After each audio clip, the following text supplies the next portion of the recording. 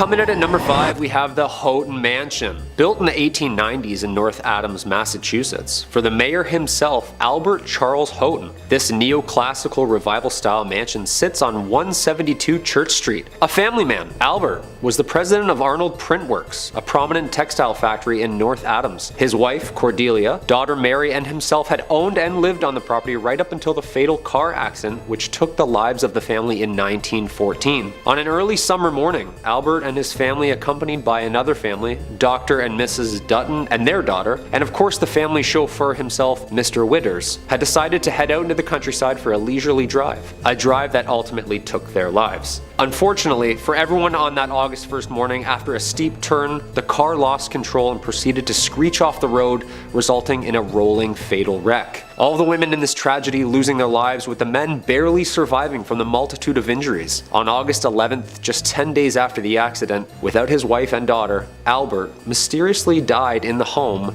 from what doctors think was a broken heart. It is said that 3 ghosts haunt the Hotton Mansion, including Albert himself, Albert's daughter Mary, and the driver, Mr. Witters. The mansion remained with the Hotton family until 1926, when Albert's daughter Florence and her husband sold the building to the Freemasons. This is when the spookiness really started happening. Through its multitude of use throughout the years, additions to this historic site were added on by the Masons, using it for ritual and spiritual purposes, making this story even weirder. Over the years, there have been countless paranormal witnesses claiming that the ghosts roaming the halls of the basement, Mr. Witters himself, guilt-ridden with the responsibility of the crash, and Mr. Witters took his own life shortly after returning home with injuries, and residents that have stayed at the site have claimed that the manly figure aimlessly rummaging through the basement is the driver himself. Among these claims have another spirit lurking in Mary's bedroom. It is said that overnighters have witnessed multiple bright lights and auras flying around the bedroom in the middle of the night. I wouldn't even step foot into this house, let alone set up camp and spend the night.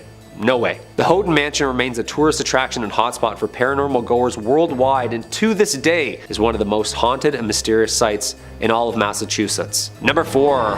The Hoosac Tunnel. The Hoosac Tunnel, from the Algonquin word place of stones and the Mohawk word forbidden, is a 4.75-mile active railroad tunnel in western Massachusetts that passes through the Hoosac Range, an extension of Vermont's Green Mountains, and runs from Deerfield River in the town of Florida to the city of North Adams. The construction began in 1815 and ending in 1875 with a budget of $2 million, at the time the largest tunnel ever constructed, and it was later the result of taking lives of over 200 men during its construction entirety, earning it the nickname from locals, the Bloody Pit. This haunted, barren, 5-mile, completely enclosed stretch was subject to multiple accidents and deaths over the years, giving the tunnel its haunting history and reputation of being cursed itself. With the word forbidden, did the Mohawks know something that the workers didn't? Essentially, this cold, underground, pitch-black hole became one of America's strangest grave sites, resulting in everything from mysterious gas leaks, dynamite explosions, roofs collapsing, and even mechanic failures resulting in a mass flood. For the past decades, there have been numerous paranormal activity witnesses who have documented strange events, from police officers to the freight conductors themselves. Some of the reports over the last 100 years included numerous farmers and wagons ending up in different areas of the railroad, missing hours of time. The farmers had claimed that when spending time around the railroad and its tracks, that memory and confusion would always set in. Some residents have claimed that they have even been chased out of the tunnel by an unexpected freight train chugging along aggressively through the tunnel like a bat out of hell, and then vanishing. Numerous ghostly figures resembling workers roam the dark tunnel, and if that isn't scary enough, some people, including hearing the echoes and screams of even the workers who were buried alive under the rock, still holding their tools, or even seeing ghostly figures in pumping chambers where numerous men tirelessly making rafts not to drown. The Hoosac Tunnel remains one of the most visited and haunted places, marking it just one of the sites you'll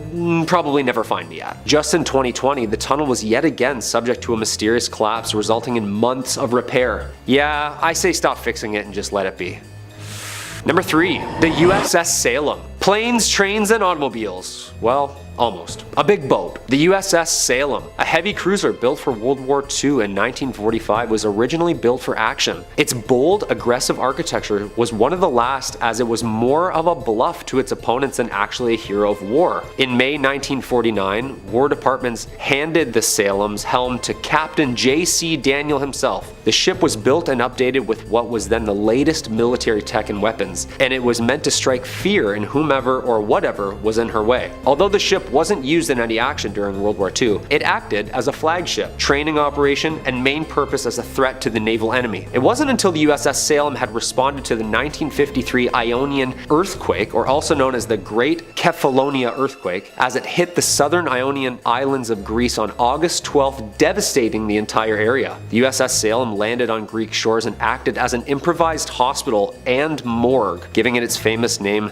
the Sea Witch. The ship was decommissioned shortly after its rescue and lays in Boston's harbor as a tourist attraction from all of its dark history. Some of the paranormal activities that arise on the ship include the Burning Man, who smells of rank death and can be seen in the mess hall where the bodies have been stored. Another famous apparition on the ship is the ghost girls who lurk the halls of the ship. Little ghostly figures can be seen and felt on the legs of tour goers. Some people claim that the ship is even home to hellhounds, an aggressive pack of ghostly creatures that roam the ship growling and scratching at closed doors. Yeah, the next time my dog scratches at my door, she's going up for adoption, I'm sorry. Number 2, the Lizzie Borden House. This quaint bed and breakfast located at 230 2nd Street is home to one of America's most haunted and mysterious homes. The Lizzie Borden House gets its haunt from an unsolved murder of Lizzie Borden in 1892. One of the most infamous true crime figures known for her murdering of her father and stepmother with several blows to the head with a hatchet. Oof, ouch. Although acquitted, the killings remain unsolved to this day. This case earned notoriety, and much that the popular local children's rhyme had been linked to this death. Lizzie Borden took an axe and gave her mother 40 whacks. When she saw what she had done, she gave her father 41.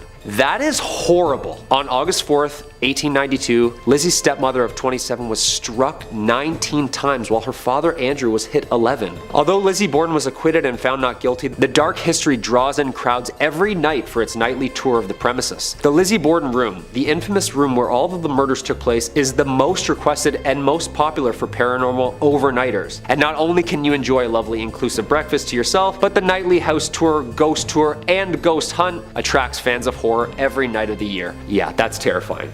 And there's a jingle to it. I don't like that at all. And coming in at number 1, the Salem Witch Trials. We can't talk about haunted places in Massachusetts if we're not going to bring up the witch trials. And I'm not talking about Sabrina the Teenage Witches, or anything of cute of that nature. These famously documented witch trials need no introduction, and unfortunately lays way to one of the most horrific events based in truth. The site of mass hysteria and hangings of supposed witches took place here and occurred in colonial Massachusetts between 1692 and 1693. More than 200 people were accused of practicing witchcraft, or better known back then as the devil's magic, and 20 were ultimately executed. Eventually, the colony admitted the trials were a mistake and compensated the families of those convicted. Okay, yeah, sorry. I just thought when you sneezed, you didn't say bless you, so I already don't like you, so I figured you were a witch. I'm really sorry. Since then, the story of the trials has become famous in paranoia and injustice, and it continues to baffle researchers to this day. We all know the famous play written by American playwright Arthur Miller in 1953, The Crucible, depicting the mass hysteria and drama during these trials. This was the perfect time if you didn't like someone that a strategic and untimely sinister accusation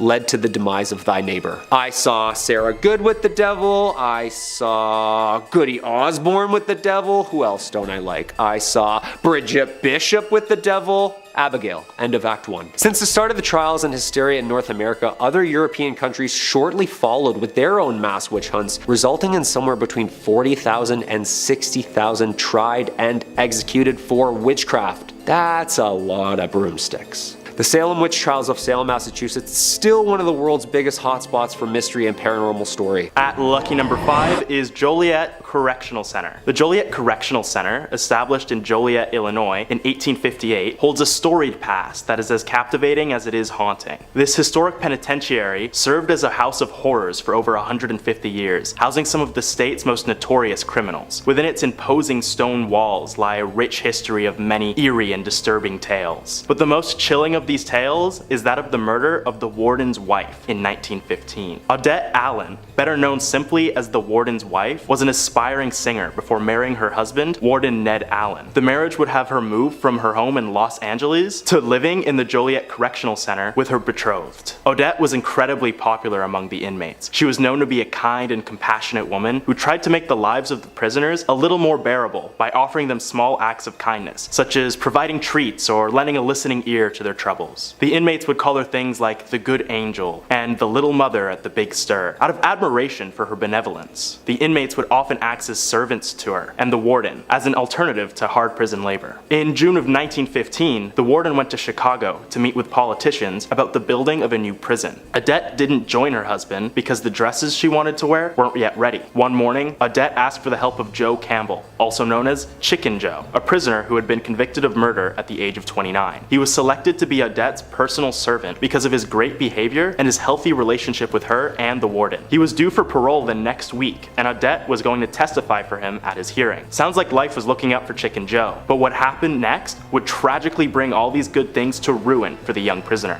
The morning of her death, Odette asked Joe to refill her water bottle, go grab her coffee and a newspaper, and to walk her dog. To this, Joe obliged, but then an hour later, he would return to the house with smoke coming from Odette's bedroom window. Firefighters were quick to the scene, but were not fast enough, as once they extinguished the flames, Odette's charred body was already laying still on the bed. Upon investigation, they discovered that Odette was SA'd and killed before the bed was set on fire, and suspicions immediately turned to Chicken Joe. Joe was the subject of much scrutiny from police, Illinois citizens, and even fellow prisoners. Even after adamantly pleading innocence, Joe was sentenced to death by the court, but his sentence was changed to life in prison at the last second by a sympathetic governor who believed his story. After the tragedy, strange things started happening in the prison. Many inmates and guards would report seeing or hearing Odette still wandering the halls. There have also been some cases of hearing her singing in the nearby prison cemetery. One night in the 1930s, about 5,000 people went to the cemetery armed in an attempt to vanquish the apparition, but no one could find her anywhere. Amidst the chaos, a dozen people went missing, supposed victims of the ghost. Which to me is crazy. Like, at what point are you so scared of a ghost you need 5,000 people just to get rid of it? And they still didn't even find her. Just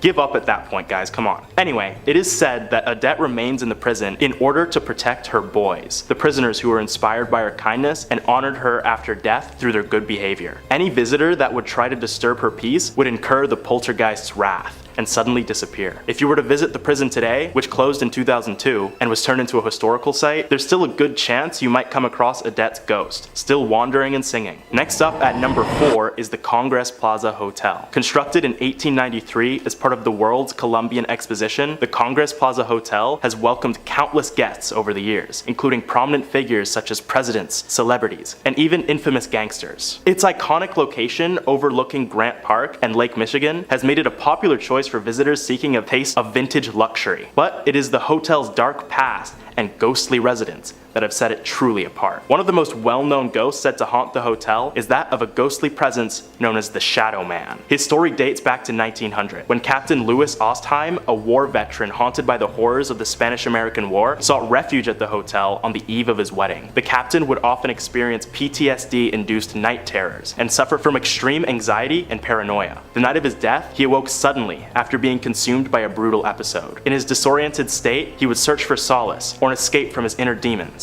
And tragically, he took his own life. Ever since that fateful night, the spirit of Captain Ostheim has been seen walking through the Congress Plaza Hotel, appearing as a shadowy figure gliding through the halls with a haunting aura. Guests and staff have reported encountering the Shadow Man on multiple occasions, his spectral form silently following their footsteps, as if seeking some elusive connection or unfinished business. Those unlucky enough to meet the Shadow Man's gaze would begin feeling greatly distressed and having night terrors of their own, some meeting the same fate as him after the fact. As the years have passed, the legend of the Shadow Man has become deeply ingrained in the history of the Congress Plaza Hotel, adding to its reputation as one of Illinois' most haunted locations. The spirit's enigmatic presence, coupled with the tragic circumstances that led to his lingering existence, makes encounters with the Shadow Man as eerie and thought-provoking as they are dangerous. Do any of you guys see any ghosts while staying in a hotel? Leave a comment, because I feel like these days every hotel on the planet is haunted. Next, at number 3, is the Englewood Post Office. H.H. Holmes, no relation to Sherlock, was a deceptive figure who gained infamy in the late 19th century as one of America's first documented serial killers. Operating during the time of the 1893 World's Columbian Exposition in Chicago, Holmes constructed a nightmarish building with a name I'm not even allowed to say on YouTube. But for the sake of brevity, I'll call it Death Castle. Officially named the Holmes Castle or the World's Fair Hotel, Death Castle was a 3-story building located on the corner of 63rd and Wallace Street in the Englewood neighborhood of Chicago. From the outside, it looked the same as any other ordinary commercial building, complete with shops and apartments. However, its true purpose was far more sinister. Inside the castle, Holmes had constructed a labyrinth of secret passages, hidden staircases, and windowless rooms designed for his nefarious deeds. He used his magnetic charm to lure and manipulate unsuspecting victims, often young women and visitors to the World's Fair, into his deadly lair. The castle featured soundproof rooms, gas chambers,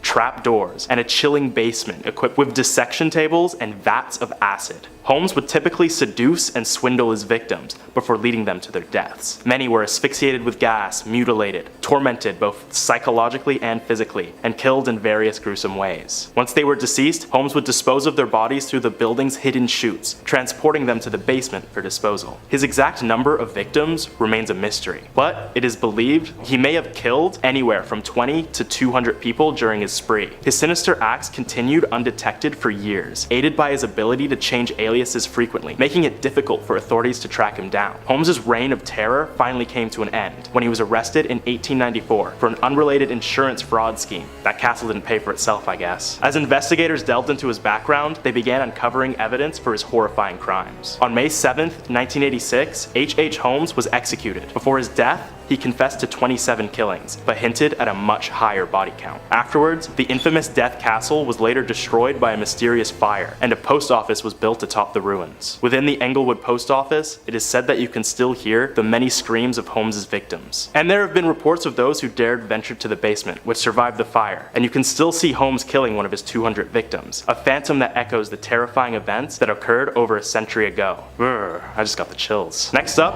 at number 2, is a short one. Resurrection Cemetery. Located in Justice, Illinois, the Resurrection Cemetery holds what it is known to be Illinois' most famous ghost, known only as Resurrection Mary. The story goes that Mary was a vibrant and lively dancer who attended the dance hall in the 1930s. One fateful night, she left the hall after an argument with her partner and decided to walk home alone along Archer Avenue. Tragically, Mary was struck and killed by a hit-and-run driver while walking along the desolate road. Since then, motorists driving along the street will often see Mary's ghost walking along the road wearing a white gown and dancing shoes. In some cases, Mary will appear as a hitchhiker, but by the time the car reaches Resurrection Cemetery, she would suddenly vanish, occasionally taking the driver with her. Remember guys, don't pick up mysterious, ghostly women off the side of the road. It's called stranger danger, and we should all know it by now. Moving on to number 1 is Menteno State Mental Hospital. Established in Menteno, Illinois in 1930, the Menteno State Mental Hospital initially served as a psychiatric facility for mentally ill and developmentally disabled patients, offering them treatment and care.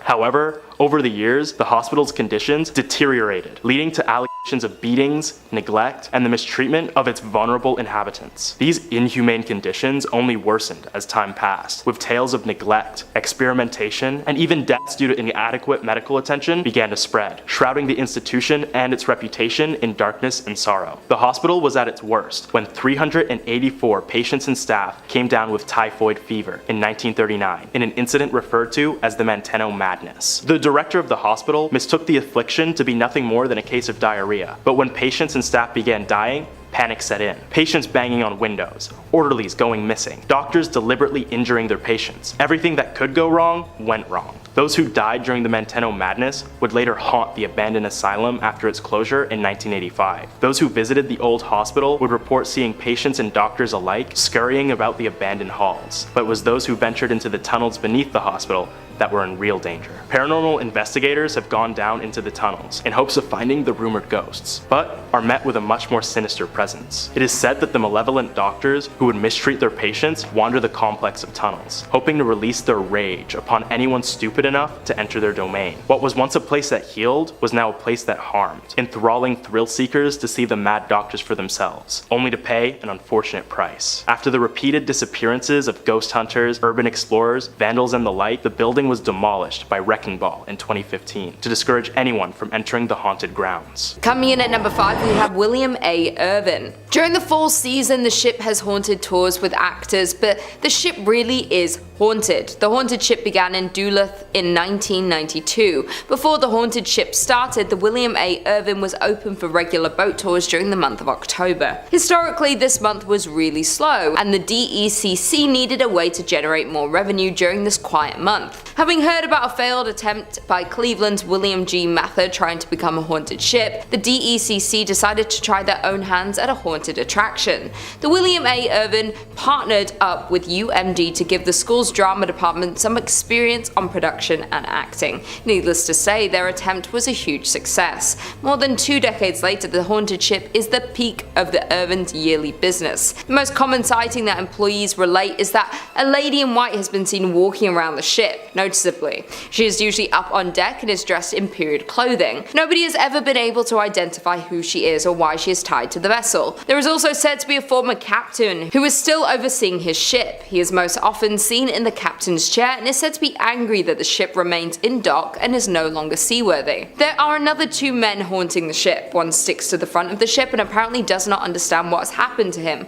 while the other sticks to the rear of the ship and has confirmed that he died after falling from a ladder. The family of the second man has come forward and said the story surrounding his death was always suspicious and they were denied a claim to his pension. In at number 4, we have Enger Tower. The 82-year-old watchtower can be found right in the middle of Enger Park. The tower was built in 1939 and looks over the Duluth Harbor, being known as one of the most well-known haunted places in Minnesota, and for good reason. The tower is 531 feet above Lake Superior and is built of bluestone from local sources. Enger Tower was first dedicated by Crown Prince Olav and Crown Princess Martha of Norway on June 15th. It was built as a tribute to businessman Bert Enger, who passed away in 1931. The dedication was in honor of Bert Enger, a native of Norway who came to this country and became a successful furniture dealer. At the time of his death, Mr. Enger donated 2/3 of his estate to the city of Duluth. This included the land known as Enger Hill, which along with Enger Tower is also the home of Enger Park and Enger Golf Course. The tower can be seen almost anywhere throughout the city and has since been restored. There is a local legend that a man took his own life in 1948 by jumping off the 5th level of Enger Tower. They say his body has been found hours later but was never identified. That being said, there are numerous ghost stories of visitors seeing a man on the 5th floor of the tower before entering,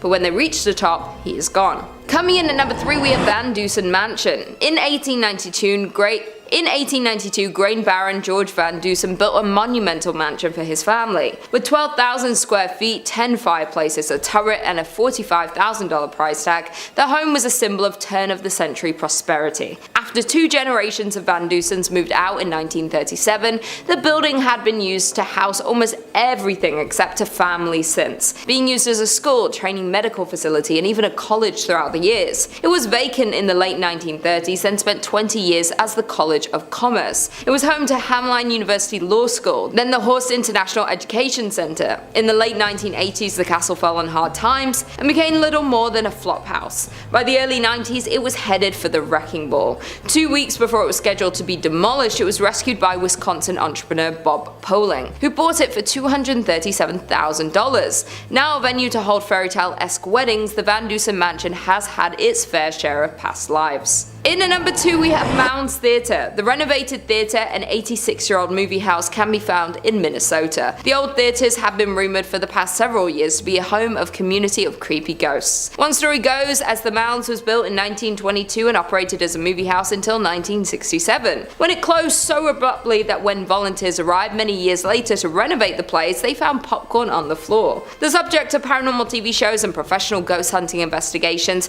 the theater is allegedly haunted by a trio of ghosts: a happy little girl who bounces a ball on stage, a cursed old man who lurks in the shadowy corners of the projection booth, and a crestfallen usher who walks up and down the aisles in search of his lost love. The ghosts in the theaters are so active that the owner had a party of 4 Ghostbusters in a projection room sit in one dark and stormy October night. The dim light was extinguished and the room grew chilled. The owner stated that as the 4 sat silently awaiting their fate, shivering in the dark, and all at once there was the sound of a man crying crying. When investigating the sounds of the crying man, they found a shadow figure in the corner of the room. The figure reported having black glittering eyes and an aura of anger. Because of the odd ghost encounter and negative energy, they had to abruptly end the ghost investigation before it was too late. Another former owner who reopened the theatre in 2001 claims that the spirits of the theatre have gotten physical and grabbed them while they were working late at night. Some paranormal investigators have left with claw marks on their backs, but the scariest ghost of them all is considered the young girl. This is the theatre's most notorious ghost and is seen in a pink dress, often bouncing a ball on the stage.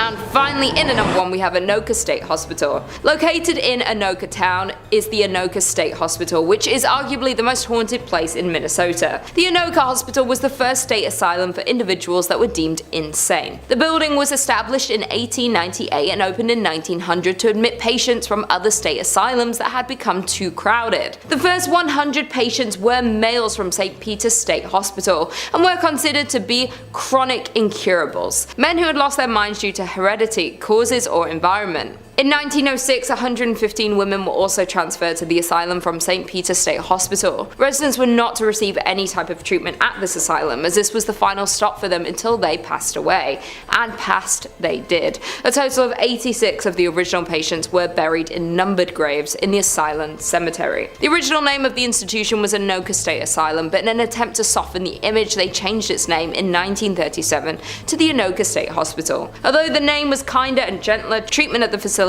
was not. Patients were subjected to medical experiments and suffered both mental and physical harm. The original hospital complex closed in 1999 and residents were transferred to a new facility located close by. The buildings and property were then given to Anoka County to use for offices and to house the county workhouse. The remainder of the buildings were closed and boarded up. With such a terrifying past, it is no wonder that the Anoka State Hospital has been rumored to house the spirits of past patients. Former employees have reported that while unusual occurrences happen throughout the buildings, the most paranormal activities are linked to the tunnels located below the buildings. These tunnels were used as a way of transferring patients from one building to another without risking escape. Ironically, many patients believed these tunnels would lead them to freedom, and so they tried to escape by going down into them, but after a few twists and turns, escapees realized that the tunnels were more of a maze than an escape route. Without an understanding of where each tunnel went and how they joined together, it was easy to get hopelessly lost in them. Several escapees became so disorientated and distraught that they took the only way out that they felt was left to them and ended their lives. For years, employees would report hearing footsteps trudging through the tunnels, stopping, pausing. There was also reports of whispering and low voices in conversation, but the words were not understood. The paranormal activities became so rampant that most employees refused to use the tunnels because they were just too eerie. Today, only maintenance and security are allowed in them. Today, the county owns the buildings that made up the former insane asylum complex. Although the complex was eligible for the National Register of Historic Places,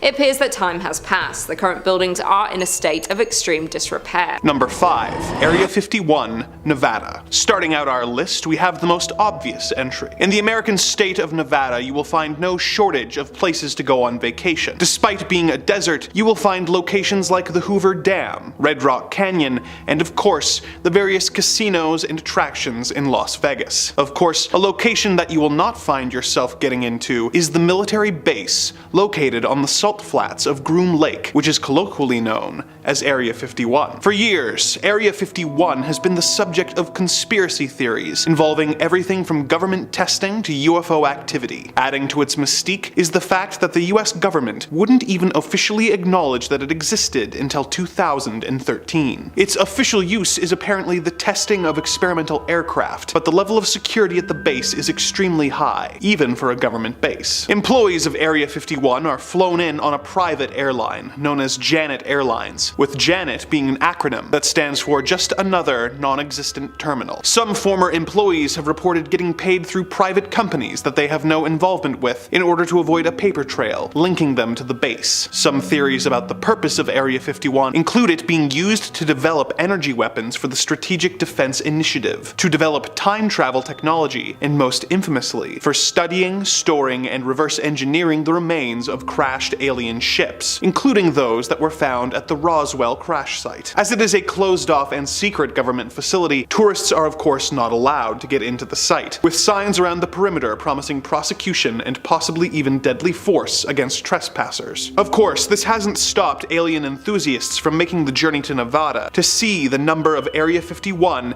and alien-adjacent attractions, such as bus tours of the extraterrestrial highway, the Black Mailbox, and the outskirts of this secret government facility. Number 4. The Princess Theater, Alberta. In the Canadian city of Edmonton, Alberta, there is no shortage of movie theaters with multiple malls housing multiple multiplexes, enabling local cinema lovers to watch the latest in entertainment. However, for many years, the crown jewel for movie lovers in Edmonton was not the Cineplex in West Edmonton Mall, or even the Garneau Theater, which shows independent and classic films. No, for many years, the most classic of the theaters was the Princess Theater on White Avenue. Built in 1914 for a then staggering $75,000, this 3-story single-screen theater would show moving pictures, concerts, and vaudeville acts, while also having a basement billiards parlor for those not interested in the shows. The theater was known for implementing extremely novel and modern elements, such as a fireproof projection room, an electric time projection clock, an electronic ticketing machine, forced air ventilation, and even refrigerated fountain beverages. The theater was soon drawn into economic hardship and was forced to construct rental apartments on the upper and lower floors. One of these apartment renters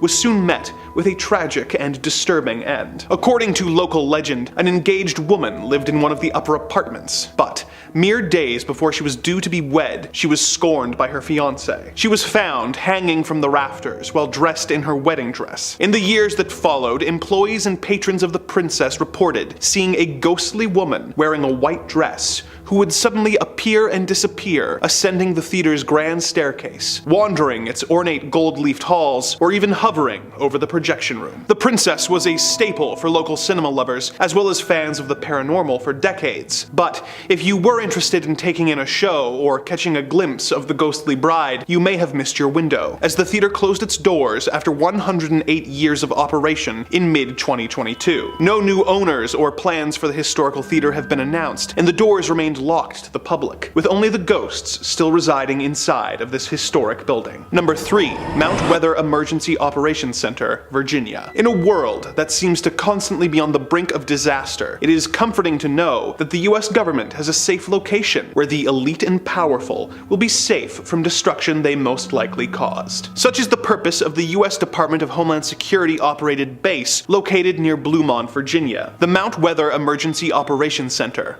otherwise known as the High Point Special Facility, has been in operation since the late 1800s, when it was used as a simple weather station. In 1928, the observatory building became President Calvin Coolidge's summer White House, before being used as a civilian public service facility where conscientious objectors could serve the government during World War II without having to go into conflict. In 1959, an underground facility was completed and designated Area B. The other buildings that were referred to as Area A became training facilities for the Federal Emergency Management Agency, or FEMA. Around this time, it became a relocation site for high-level civilian and military officials in the event of a national disaster, such as an attack or massive natural disaster. It plays a major role in many of the United States government's contingency plans for maintaining the continuity of government. It has a high-frequency radio system, which connects it to most federal public safety agencies, which allows the president to access and use the emergency alert system so that they can broadcast emergency alerts or warnings. An example of its use was on September 11th, 2001, when the majority of congressional leadership were taken from Washington by helicopter and evacuated to Mount Weather. The National Art Gallery has also developed a program that would have the country's most valuable paintings helicoptered over to the facility in the event of an attack, in order to make sure important cultural pieces are preserved in the event of an attack that would otherwise destroy them. Obviously, this site is off limits to all but the most high level of people, and it is not open for tourists. But if you are nearby and see a large group of frantic-looking officials arriving by helicopter, or you see a message on TV from the president being broadcast from this facility, be very afraid, as it means that something terrifying and horrible has or is about to occur. Number 2. Boblo Island Amusement Park, Ontario. North America has no shortage of amusement parks for families and thrill seekers alike to visit. The Canadian province of Ontario has several to choose from, including Canada's Wonderland, Great Wolf Lodge, and Splashtown Niagara. One theme park that that you won't be able to buy a ticket for, however, is the Boblo Island Amusement Park, located on the island of Bois Blanc, just above the mouth of the Detroit River. The park was opened in 1898 and used a ferry system to service guests from Ontario and Detroit and bring them to the island, where they had a variety of attractions to keep them occupied and having fun. Some of these included the Falling Star, a log flume, a theater, a sky tower, a Ferris wheel, a zoo, a carousel, and a dance hall, financed by Henry Ford himself. It also had 3 roller coasters, the Screamer, the Nightmare, and the Sky Streak. It also had Boblo's scoot boats, which were essentially aquatic bumper cars. The park operated for many years before eventually closing down for financial reasons in late 1993. There are still ferries that operate in order to get island residents on and off the island, but the now abandoned amusement park has been declared off limits by the property owners. Of course, the dilapidated carousel building, dance pavilion, and sky tower have since proven to be too appealing for urban explorers to keep away from, and the eerie overgrown site still sees a variety of visitors. Like any good amusement park, it of course has a reputation for being haunted by a variety of ghosts. My personal favorite of the ghost stories is the story of Smiley the Magician. Back when the theater still operated and showed a variety of different performers, one of the most consistently booked performers of the 30s and 40s was a magician named Smiley Smilovich. Smiley was an old-school magician who had trained with Houdini in the late 20s and was known for his seemingly death-defying tricks. One of his most famous tricks was a metamorphosis trick, where he would put a trunk on stage, climb into it, lock it, and then have the trunk set on fire. He would escape through a trap door, the trunk would burn away, revealing that he had escaped, and the crowd would go wild. One day he was doing this trick as usual, but when he locked himself in the trunk, he had a heart attack and died. The trunk was set on fire, and the audience was left in terror as Smiley's body burned in front of them. Ever since then, Smiley's ghost would apparently haunt the theater, being sighted watching shows that were performed there, showing a special interest in magic shows. In the years since the park's closure, the occasional rumor of the magician being spotted has come up from the various urban explorers checking out the overgrown buildings. Would you ever be brave enough to explore Boblo Island Amusement Park? And if you did, would you be on the lookout for spectral magicians? Number 1. North Brother Island, New York. The North Brother Island is one of 2 small islands located in the East River of New York City. The island remained uninhabited until 1885, with the only trace of humanity being a small lighthouse that was erected in 1869. The island began seeing more use in 1885 when the Riverside Smallpox Hospital moved from Roosevelt Island to North Brother, when their mission expanded to treating and isolating victims of other quarantinable diseases such as typhoid, tuberculosis, and especially polio. In 1904, a steamship called the General Slocum was set ablaze, and over 1,000 people perished, either from the fire or from drowning while trying to escape, and ended up washing ashore on the island. One of the most famous residents at the hospital was Mary Mallon, otherwise known as Typhoid Mary, who was confined on the island for 20 years until her death in 1938, after having been declared a public health menace for infecting between 51 and 122 people while working as a cook. As public health measures like vaccines began to be adopted in the 30s and 40s, the need for a quarantine hospital lessened to the point where the hospital was closed. It was converted into housing for war veterans who were going to school in the city following World War II, before being converted into a rehabilitation facility for young people suffering from substance abuse issues. But it was closed in 1963 due to the cost of upkeep and the widespread corruption of the staff. In the years since, it was considered for a variety of purposes, including housing for the homeless and an extension of the jail at Rikers Island. But the danger of the unmarked manholes and the advanced dilapidation of the buildings, which are mostly collapsed and overrun by poison ivy, resulted in such ideas being abandoned. It was eventually decided that the site would serve as a bird sanctuary for herons and other wading shorebirds. Although many of the original 25 buildings are still standing in some shape or form, it has been made off limits to the public and is only available for supervised visits for those intending to go ashore for, quote, compelling academic and scientific purposes. With its history of confinement and death, perhaps it is best that this site has been deemed unfit for public visitation, although the history of the island is indeed compelling. Kicking us off at number 5, we have the St. Louis Cemetery, number 1. The first of 3 Roman Catholic cemeteries in New Orleans, this is a legendary site for ghost spotting, although you'll need a vetted tour guide to get in. Break this rule and who knows what kind of curse you'll incur. The cemetery is full of above ground tombs, which some refer to as cities of the dead. These vaults are largely from the 18th and 19th centuries, although some of the graves date back to early 1700s. Of course, with all sorts of above ground burials, one would expect to see plenty of ghosts here. Visitors claim to see manifestations of ghosts walking around and an abundance of amateur photographers claim to have captured ghost orbs on film. Digital too. Some ghosts are more famous than others, but at the St. Louis Cemetery number 1, none are as well renowned as Mary Laveau. The voodoo queen of New Orleans, Laveau made a name for herself through fortune telling, occult studies, and herbal medicines. These days, gawkers claim to see her floating through the cemetery where she's buried, wearing her signature bright colored clothing and white turban. Guests have reported being scratched, pinched, shoved, or even coming down with sudden unexplainable illnesses after seeing her ghost. For many years, followers of the occult would visit her tomb and mark it with 3 X's, but this led to more severe vandalism and it has been refurbished since. Laveau isn't the only ghost to roam the graves, but she is definitely the most well known. Just watch your back if you choose to visit and stick with the tour guide. Next up at number 4, the Hanging Jail. The Gothic Jail of De Ridder was built in 1915. Anything Gothic has a higher chance of being haunted, it's just how architecture works. That's why the Notre Dame is so full of ghosts. That and the whole Claude Frollo situation.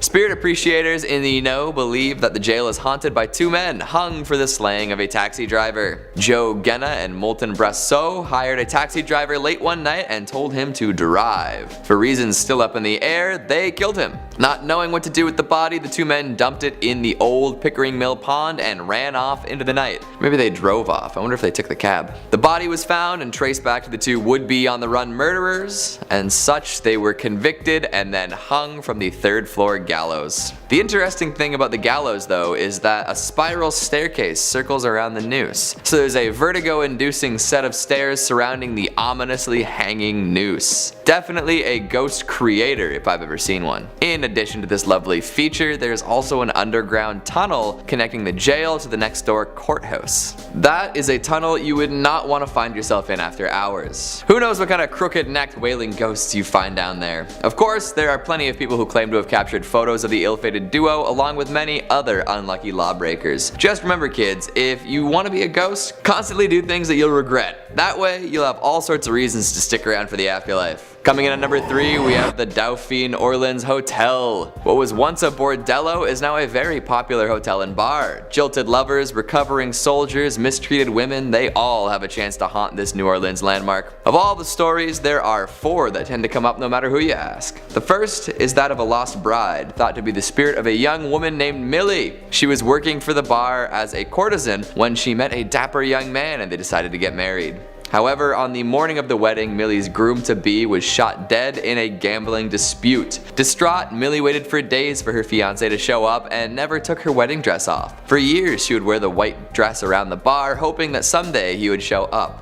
Now her ghost wanders the hotel in her dress, waiting for her love. Another classic story is that of the dancing girl. A young teen has been seen dancing around in the ballroom. Many a drunk guest has claimed that a young girl helped them to their room, all the while dancing as if she were floating on air. There's also the tale of the Rebel, a ghost dressed in a dark Confederate uniform. While no battles took place in New Orleans, plenty of wounded soldiers would end up in the city for rest and recovery, and maybe a little bit of time at the bordello. This ghost has been seen pacing the outer courtyard, earning the nickname the Worried General. And of course, the bar itself, known as May's Place, is full to the brim with ghosts. Employees claim to have seen all sorts of unexplainable stuff, from glasses falling down from high shelves to locked doors opening up on their own to brochures swirling around like fall leaves. If you're looking for a haunted overnight stay, the Dauphine Orleans is probably your best bet. Don't go paying any of the ghosts for services though, you probably won't get what you're expecting. Coming in at number 2, Myrtles Plantation. Built in the late 1700s, this is considered by some to be one of America's most haunted homes. Made extra legendary by the multiple photographs taken featuring ghosts, you'd be hard pressed to find an ectoplasm enthusiast who hasn't heard of young Chloe. Chloe was a young slave punished for eavesdropping on the family. She took her revenge later on in the form of a poisoned birthday cake. It was served up to the owners of the house, and within 3 hours,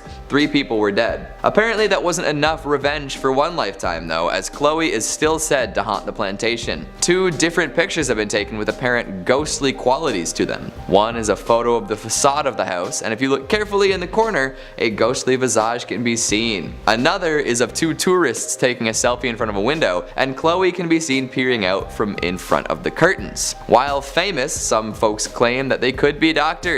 What do you think? After the Chloe incident, many later owners suffered death and murder tragedies while living at the house. Their ghosts have also been seen roaming the grounds. These days, most of the scary stuff is directly ghost related, so I don't know if it's still dangerous or just a spooky tourist attraction. Maybe the spirits like the attention they're getting from the public and would rather not kill anyone else. In at number 5 we have the King Opera House. The King Opera House in Van Buren was built in the late 19th century, but didn't get famous from the shows it hosted or its beautiful interior, but instead the Opera House is noted for its connection to a murder, and there are rumors that it is haunted by the murdered actor. It all began with actor Charles Tolson, who was the owner of the Tolson Stock Company, which was a traveling acting troupe. The troupe had just finished a week of performances at the King Opera House in September 1903, and they were headed out of town to go to another performance. They headed to the train station, and when Tolson made his way to the ticket window, someone called out his name. Dr. William Parman, a well-known local doctor, emerged and shot Tolson with his revolver. Tolson was shot in the hip and the chest, and he was taken to the Fort Smith Hospital, but it was too late, and he died from his injuries. Dr. Parchman's motive for the incident was that he believed his 17-year-old daughter was in love with Tolson, was planning on running away with him, even though Tolson was married and his wife was a member of the acting troupe. Tolson knew Dr. Parchman and his daughter Allie, but there was no proof that he had any intention of eloping with the girl. Parchman was acting based on the information given to him by a vinegar salesman who may have had an interest in the young girl. Parchman was found not guilty of the murder despite there being multiple witnesses. Interestingly, both Allie and the vinegar salesman left town and were not present for the trial. It's said that Tolson's ghost haunts the King Opera House, which was the location of his last performance. Today, the Opera House is a contributing property to the Van Buren Historic District, listed on the National Register of Historic Places. It isn't currently open to the public, but is available to be rented out. In at number 4 we have Toltec Mounds. The Toltec Mounds is a famous historical site in Arkansas and is a National Historic Landmark, one of 4 in the Arkansas State Park system, and this park is the largest and most complex mound site in the state. Arkansas was once the home of a group of people referred to as the Plum Bayou culture by archaeologists and historians. Their existence in the area is a bit of a mystery. These people were not related to the Toltec tribes from Mexico, despite the site's name. The Plum Bayou culture also cannot be traced to any other group of people living in the area when the tribe was active. A total of 18 mounds have been identified in the area, all built between 650 and 1050 AD. One mound stands 49 feet high and another at 39 feet, with many smaller mounds surrounding it. The site was abandoned around 1050 AD and no remnants of the residents exist outside of the Toltec Mounds. Today, the site is still an active archaeological site in the home of Toltec Mounds Archaeological State Park. As for hauntings at the site, if an entire culture disappearing without a trace isn't creepy enough, many visitors to the site have reported the appearance of lights or orbs near the mounds, seeing ghosts and hearing footsteps around the site at night. Many of these findings have been caught on camera and video, and so many paranormal investigators, ghost hunters, and haunting enthusiasts have confirmed there is activity in the area. Whether it's from the Lost Society or not, we may never know. The mounds are open daily for visitors, with tours available to learn more about the history and hauntings in the area. In at number 3 we have the Allen House. The Allen House was built back in 1905 and was named after the original owner, Joe Lee Allen, where he lived in the home with his family for many years. Although Joe died in 1917, his wife Caddy stayed in the home with the 3 children Laddle, Lonnie, Lee, and Lewis. Sadly, Laddle took his own life in one of the bedrooms by drinking potassium cyanide, and it was unknown for many years for why she did it. After her death, her mother Caddy Allen kept the room completely closed off from the rest of the house. When Caddy passed in 1954, the property was split into rental apartments, and soon after renters moved in, they reported hearing footsteps and moans from the bedroom where Laddle died. In 1985, new owners bought the house and opened the bedroom, and it still contained the bottle of cyanide in a closet. The house changed owners twice, and in 2007, Mark and Rebecca Spencer purchased the Allen House and had a complete paranormal investigation done in 2008 because of the endless unexplainable instances. The investigators recorded over 40 voice phenomena and had their own paranormal experiences throughout their investigation. On August 22, 2009, Laddle's love letters were discovered in the attic floor. Over 90 letters detail her 1948 love affair, which ended with her taking her own life on Christmas night. After the owner Mark had experienced endless amounts of paranormal activity and discovering Laddle's love letters, he wrote a book called A Haunted Love Story. Now Nowadays, the home can be booked for tours explaining the history and the paranormal activity that goes on in the Allen house. During the Halloween season, it's open to the public from 6 to 11 p.m. for tours, and paranormal investigators and ghost lovers flock to hopefully experience Laddle's ghost that haunts the house to this day. In at number 2, we have Clayton House. The Clayton House is a historical treasure, but it's also one of the most haunted places in Arkansas. The home was originally built in 1852 by a man known as Mr. Sutton, and several years later, William Henry Harrison Clayton purchased the house and renovated it, doubling it in size, transforming the style into Victorian Gothic Italianate. Mr. Clayton lived here from 1882 to 1897 with his wife along with their 7 children. The home still has old portraits of William and his wife Florence hanging on the wall, and still had numerous priceless family belongings in the home. William had a twin brother, John K. Clayton, who was a US senator who had been mysteriously assassinated in 1873, and many believe his ghost is one that haunts the Clayton house. The second floor bedroom seems to have the most activity, and staff and visitors have reported hearing footsteps, boots stomping, and doors slamming, along with seeing apparitions. Music and singing have also been heard throughout the house. People who have visited this home have described seeing one ghostly apparition known as the Tall Man,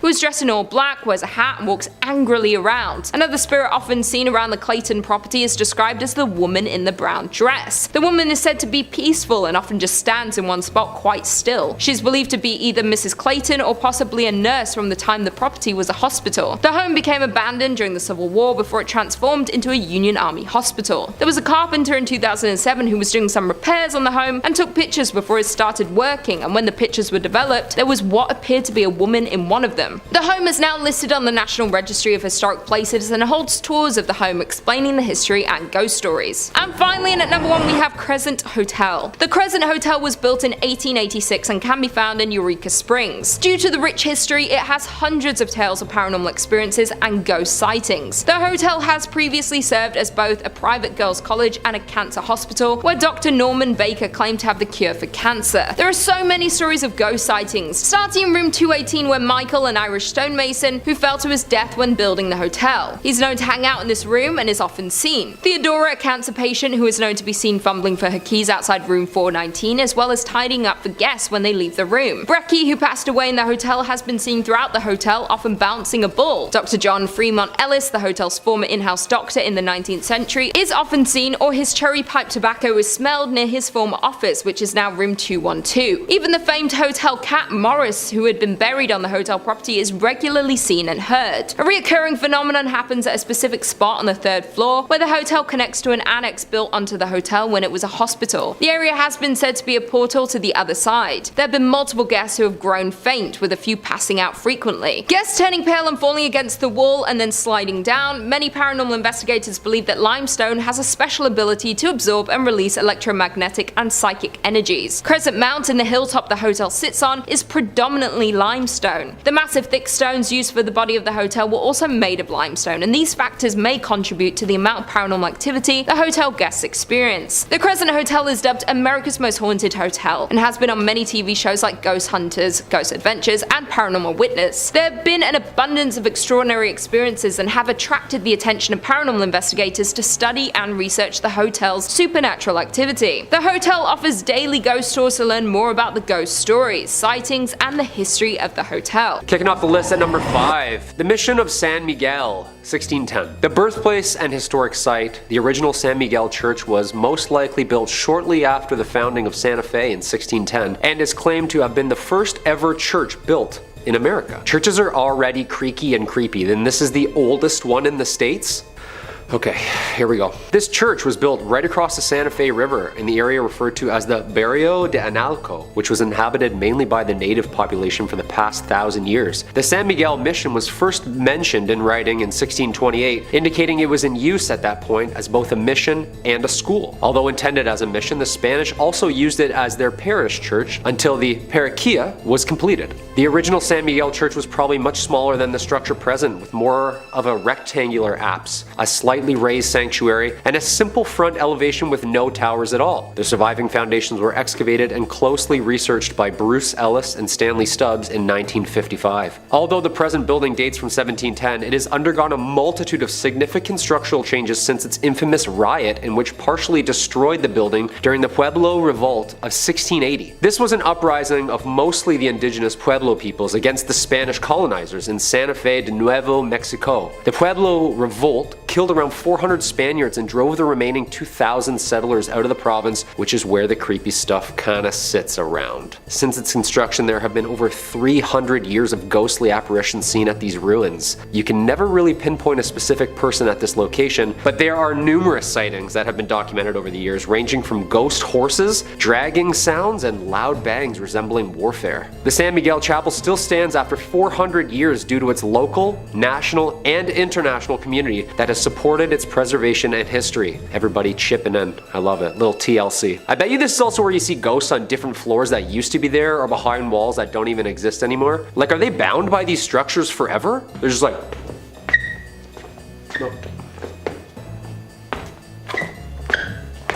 Forever? Number 4, La Posada Hotel, 1882. Located at 330 East Palace Avenue in Santa Fe, New Mexico, La Posada Hotel is more than 100 years old, finishing construction in 1884. A lively and prominent spot for celebrities in town during the 1900s, it was originally built to be the home of Mr. Abraham and Mrs. Julia Stabb.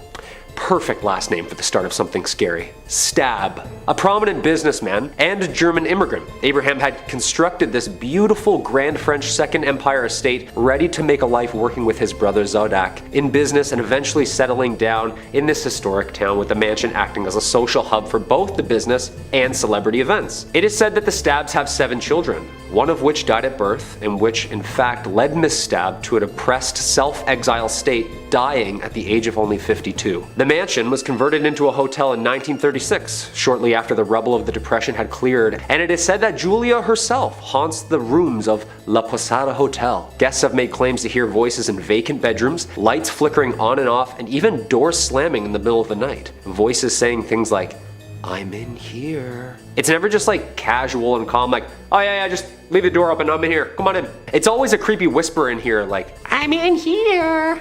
Too creepy. La Posada Hotel Resort and Spa still remains one of New Mexico's most haunted hotels and is active and encourages overnighters to check out the Julia Stabb package, which involves a ghostly tour, history lesson of the grounds, a lovely dinner away from the kids, and a day done right by the pool or spa. Unfortunately, I won't be taking them up on the Stabb package at any time soon. Not at all. No chance. I hear one thing in the middle of the night and I'm out, and I'm up quickly. 12 seconds flat, I'm just like...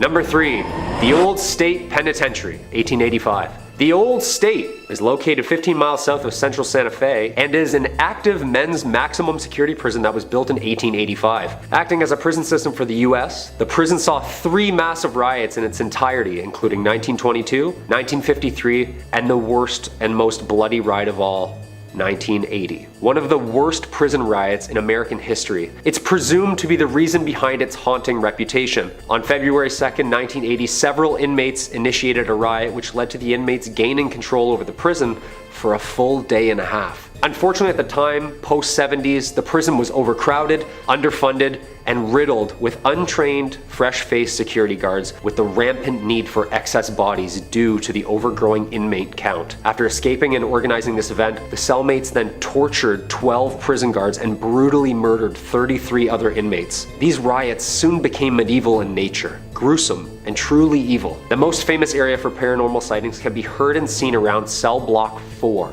Men here were brutally butchered, dismembered, decapitated, and some even hung up on the cells and burned alive. This section of the prison was closed in 1998 and is now referred to as Old Main. As if that history isn't dark enough, witnesses and researchers claim that there's a ton of spirits that roam this prison. Dark figures and ghostly shadows have been seen roaming the cells and halls, unexplainable slamming of cell doors, men's voices, strange noises, and even echoed screams can be heard at this location. This is why I don't even jaywalk, people. Stay a couple nights at this haunted prison looking at axe marks on the ground? Yeah, no, I'm getting my phone out right away. I know exactly who I'm gonna call.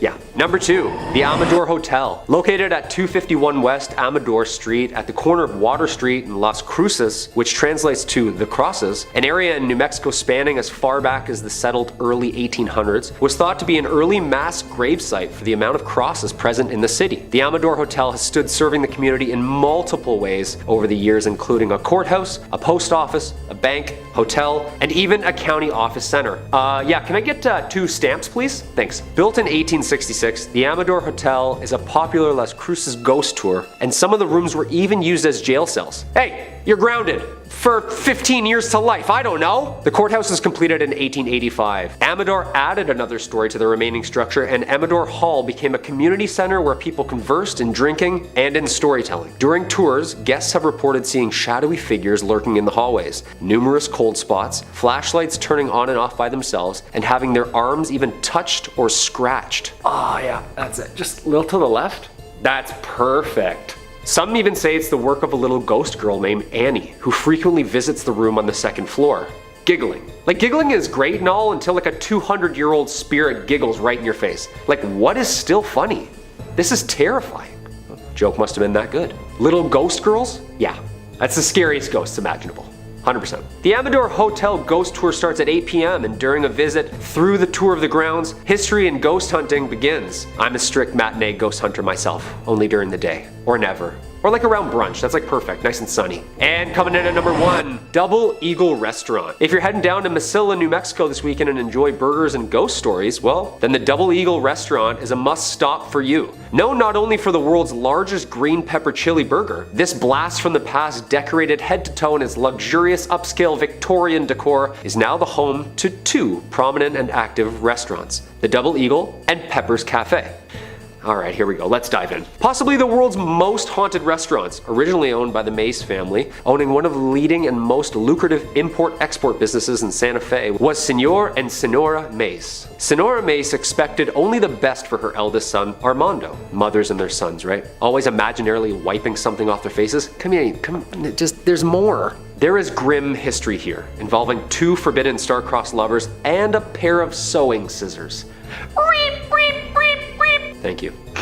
The Double Eagle Restaurant is not only home for great food, beautifully handcrafted cocktails, but also home to a double homicide gruesome murder, in which these victims' souls would seem to be trapped within these walls forever. Armando, son and heir to his parents' business, falling head over heels in love with the family's household servant named Enos. Although Enos reciprocated such feelings about Armando, their relationship had to remain a secret due to Armando's mother's strict ordinance and the difference in the teenager's social and political positions. When Senora Mace discovered this relationship, she demanded that it end at once and banished Enos from her home indefinitely. It is said that one day Senora Mace came home, unexpectedly interrupting the lovers, mid-swoon, entranced by their love as she grabbed her sewing scissors from the basket on the patio and attacked Enos, stabbing and killing her. As she prepared to strike again, Armando, her son, threw his body in front of Enos and was stabbed instead. Yeah, that's some Romeo and Juliet stuff there, people. The murders were held in the famous Carlotta Salon Room, which can be visited at any time. A heavily requested stop where spooky-goers can see a newspaper article titled Young Lover Ghosts on display, as well as an array of pictures taken of the young ghost lovers together over the years. That's terrifying! Here's the room,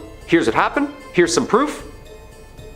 That's all I need to know. I've made my mind up. For never was a story of more woe than this of Enos and her Armando. And I tried to end on somewhat of a happy note. Love lasts forever, and that's what I'm taking from this. In at number 4, we have Solchoy Point Lighthouse. On the shores of Lake Michigan sits Solchoy Point Lighthouse. The lighthouse has been in operation since 1895, and it's the only active light left on the lake. But behind its walls holds the stories and spirits. Between 1902 and 1910, Joseph Willie Townsend was the lighthouse keeper who lived in the upstairs bedroom with his wife. For decades, it's been said that Captain Willie Townsend remains attached to the old structure. The captain died at the age of 63 in 1910, and his death remains a mystery, though some believed it was cancer as he was known to be a heavy smoker. His body was embalmed in the basement of the lighthouse. Once Mr. Townsend died, some curious individuals got inside and went into the basement, where they found pieces of an old broken up kitchen table. Once Once they reassembled the table, that's when the paranormal activity began. The table chairs kept getting rearranged on their own, and silverware was set on the table in a specific pattern, the way the captain preferred them. There have been multiple reports of a strong smell of cigar smoke within the lighthouse. Additionally, the captain's face has been seen in the upstairs bedroom mirror on 13 different occasions. The Sol Choi Point Lighthouse is one of the Upper Peninsula Paranormal Research Society's favourite spots to investigate due to its high activity from the paranormal. They have seen the alleged shadow of Townsend move behind the curtains of the lighthouse and have also seen him appear in a mirror. Not only that, but one guest had even said that during her visit she saw a man wearing a heavy blue coat walking across the yard of the lighthouse. She waved at the man, but he just ignored her. Not thinking much of it, she went on with her day. When the guest got home and did research on the lighthouse, she realized the man she saw was the captain himself. And to this day, those who visit Sol Choi Point Lighthouse leave with stories that turn non-believers into believers of the paranormal. In at number 3, we have Mackinac Island. One of Michigan's most popular tourist destinations is also one of its most haunted, Mackinac Island. The small island sits on Lake Huron, covering almost 4 square miles of land between the upper and lower peninsulas of Michigan. The island was originally home to indigenous settlements long before European colonization. Seeing at least 2 battles during the War of 1812, it has been the resting ground of many tragic deaths, making it a prime location for hauntings and paranormal activity. In a part of the island, you will find the Grand Hotel. The area first served as a missionary school, but today it's known as a luxury hotel. Through investigators, there have been many reports of paranormal activity in the area, and it's known that the Grand Hotel is one of the hotspots for paranormal activity on the island. Legend has it that construction workers uncovered human remains while digging the hotel's foundation, with paranormal activity stories being recorded in the theatre, outside grounds, and in its rooms. The staff have also reported seeing a man in a top hat playing the bar's piano. Others see a woman in Victorian clothing who roams the halls, even getting into beds. Another paranormal hotspot is the Mission Point Resort, which was a moral realignment, a religious movement from the 1930s. The resort's popular ghost story is about a man named Harvey who died in the late 1960s. Supposedly, Harvey was dealing with a broken heart and ended his life behind the resort, not being found until 6 months later. Some people believe there's more to the story, that he was perhaps murdered. That being said, Harvey is often reported in the resort's theatre, where visitors have reported being pinched or poked. With the never-ending ghost stories and paranormal reports, the island is deemed the most haunted town per capita in the United States, with 16 haunted locations per 478 people. It is safe to say that there are some paranormal activities and ghosts lurking on the grounds of the island. Coming in at number 2, we have Holly Hotel. Due to the growing number of railroad passengers passing through the area, the hotel was built in 1891. Many staff, residents, and haunted historians will agree that the Holly Hotel is one of the most haunted buildings in the state of Michigan. Norman Gauthier, a professor of parapsychology who is also known as a world-famous ghost hunter, investigated the hotel in 1989 and concluded that the building is indeed haunted by a great number of spirits. Throughout the years, the hotel survived 2 fires exactly 65 years apart. Many residents and guests of the hotel have talked about the weird feelings they got on the 2nd floor of the hotel without us actually admitting to seeing ghosts. The inn's most famous ghost is said to be the former owner himself, Mr. Hurst. Hurst passed away in the 1920s, but many believe he just can't let go of his hotel. He is the most active ghost at the Holly Hotel and wasn't happy with the renovations that have been done to his inn. The rumor is if you see a man wearing a frock coat and top hat and smell cigars, you most likely have met the man himself. The other most common spirit would be with the former hostess, Nora Kane. According to the hotel, Nora's ghost is seen most often in the bar and back hallway. She has been heard playing the piano or softly singing a tune throughout the hotel, and her flowery perfumes can be faintly smelt when she is around. Those are only the 2 most common spirits of the Holly Hotel, though there are so many more encounters reported by visitors and ghost hunters. And finally, in at number 1, we have Beeson Mansion. Found in Niles, Michigan, sits an old mansion that was built in 1847. The home was constructed by a local whiskey distiller who sold it to an attorney, Strother Beeson, and that's why it was referred to as the Beeson Mansion. Across the street of the mansion lies the family's private cemetery. Strother built the tomb across the street as a final resting place for his mother, and it wasn't too long afterward another family member joined the cemetery. Strother's son, born in 1969, tragically passed away, and a total of 12 family members are now entombed in the crypt. The ghost stories surrounding the Beeson mausoleum are at least based on truth, if not completely completely true. Family legends about Harriet's odd behavior were cited in newspapers over time, but not until much later, accompanied by reporting on unverifiable hauntings. Jumping to the late 1980s, when working to restore the mansion, the property owner reported hitting their head on a table in the hall, but something hitting them on the back. As well, they experienced instances of being pushed forward by an unknown force. Additionally, the doors would open and close behind them unexplainably. The renovated mansion is vacant now, but no one dares to buy it due to the many cases of hauntings and paranormal activity. Number 2 on this list is Mammoth Cave. So we actually spoke about Mammoth Cave on this channel before in our series about top 5 terrifying caves where evil awaits, so if that interests you, then go check it out. It made that list because it was super haunted, and naturally it has to make this one as well. It is, as you'd expect, located in Kentucky. It is the biggest cave in the state by far, which is why it's named Mammoth Cave. Most of the cave has been unexplored, which is kind of nuts considering we've already seen about 400 miles of it up until this point. This has been an area of interest to people for thousands of years.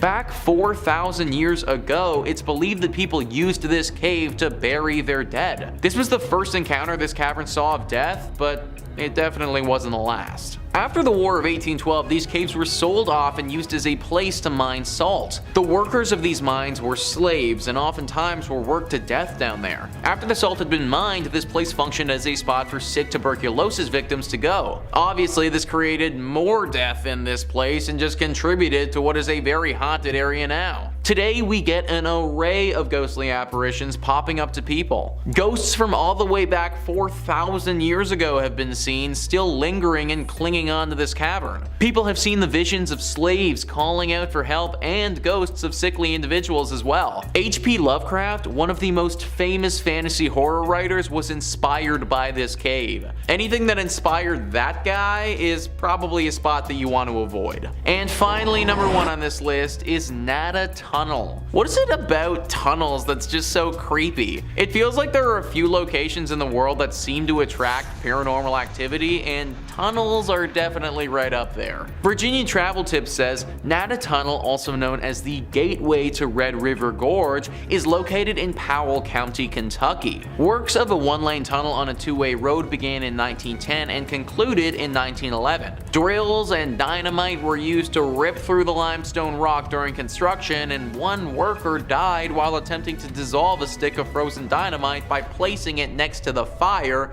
which, resulted in the dynamite exploding. As a result, the man's spirit is claimed to haunt the Kentucky Tunnel. Others allege that the location is haunted as a result of a climber who died in this region. These incidents are linked to the mythology of a green orb appearing in front of the tunnel. If you plan to enter the tunnel, keep in mind that it only fits one automobile at a time, therefore check for other car headlights before proceeding. This is one of the coolest haunted places in Kentucky for the sake of it being engulfed in nature. So it may look really cool, but the haunted nature of this spot makes me think that it should be avoided. Man, imagine literally getting blown up by a stick of dynamite. Like, that might actually be the worst. Granted, my dude did stick the dynamite literally right next to a fire, so I feel like he might have brought this one on himself a little bit. I'm not really sure how the climber would have died in this tunnel, but you gotta imagine that he screwed up if he was climbing in a tunnel. Either way, the spot is definitely riddled with these spirits, and they manifest themselves as this glowing green orb. Now, there haven't been too many reports of this thing being super dangerous, but it is definitely creepy to say the least. Locals don't really travel down this pathway for fear of the orb and what it could potentially do to them. Also, on a total side note, I just want to bring up the fact that this is a 1-way tunnel on a 2-lane road.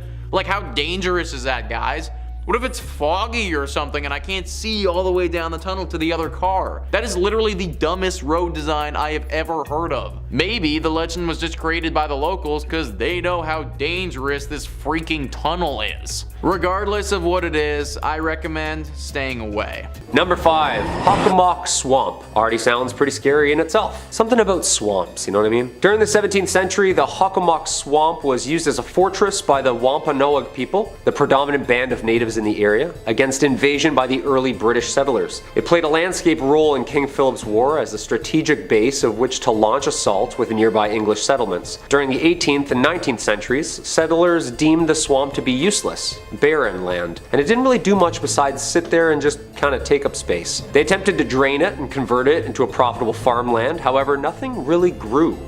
The natives of the region placed a much higher value on the swamp, however, for centuries. The first people had relied on hunting food there, riddled with fauna, and the swamp had gained an important legend and folklore among them as being a place where many things meet. They named it Hockomock, the Algonquin term meaning place where spirits dwell, and that's exactly what people say they do. Dwell there. What makes this swamp so haunted is the different purposes it was used for. A cesspool for bones of the fallen. Some places are just more susceptible to violence and death over the years, and that reputation of spirits lingering is what's so heavy and cold about this location. Much of the swamp served a dual purpose as a sacred burial ground as well. The Hockomock is occasionally referred to as the home of the Hobomok. The Wampanoag people worshipped and feared Hobomok, the chief deity of death and disease. Hobomok, composed of human souls of the dead, was known to congregate in areas like the Hockomock Swamp. Thus the term and lore stuck. Yep, just a giant mud monster swallowing souls. Charming. There are many stories and legends that have become associated with this swamp and are even connected to the number 1 on my list. It remains a place of mystery and fear and apparently good frog catching. Number 4. Lowell Cemetery. Lowell Cemetery is a cemetery located in Lowell, Massachusetts. Founded in 1841 and located on the banks of the Concord River,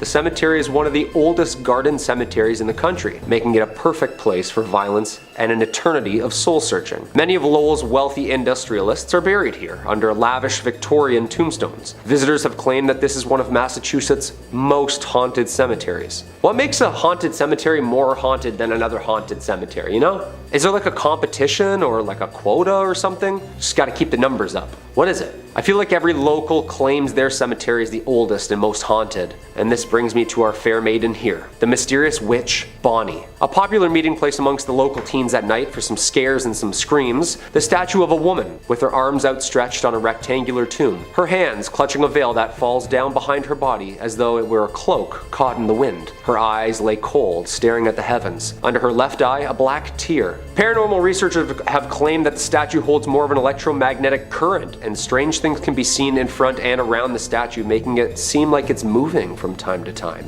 Creepy. There is local lore that if you leave a coin or ribbon on the statue, then you'll get good luck, and in return, if you steal or take the items from the statue, the haunting whispers of bad karma will follow. Although research shows that this gravesite holds no actual sinister history, the ghostly sightings surrounding it are a hotspot within the cemetery. I bet at night under the moonlight this woman could be very terrifying. Number 3. Boston Common. Most common fact about the Common, one of the most haunted places in Boston. That rhymed really weird, didn't it? If you're out for a walk and feel the need to brush up on your American history, then you can be sure to either see the ladies by the trees or the Patriot men rushing the battlefront. Well, what's left behind from them at least. The Boston Common had a multi-purpose identity through the centuries. Originally as a farm, and then trading grounds for the British and American military, the Common was used as a camp during the American Revolutionary War. 20 minutes to load these old muskets and a lot of people dying. It was also used for public hangings up until 1817, most of which were from the large oaks, which were eventually all replaced with gallows in 1769. These grounds held weight during the witch trials and made a perfect open concept park that a spectacle could be enjoyed at. These people were sick.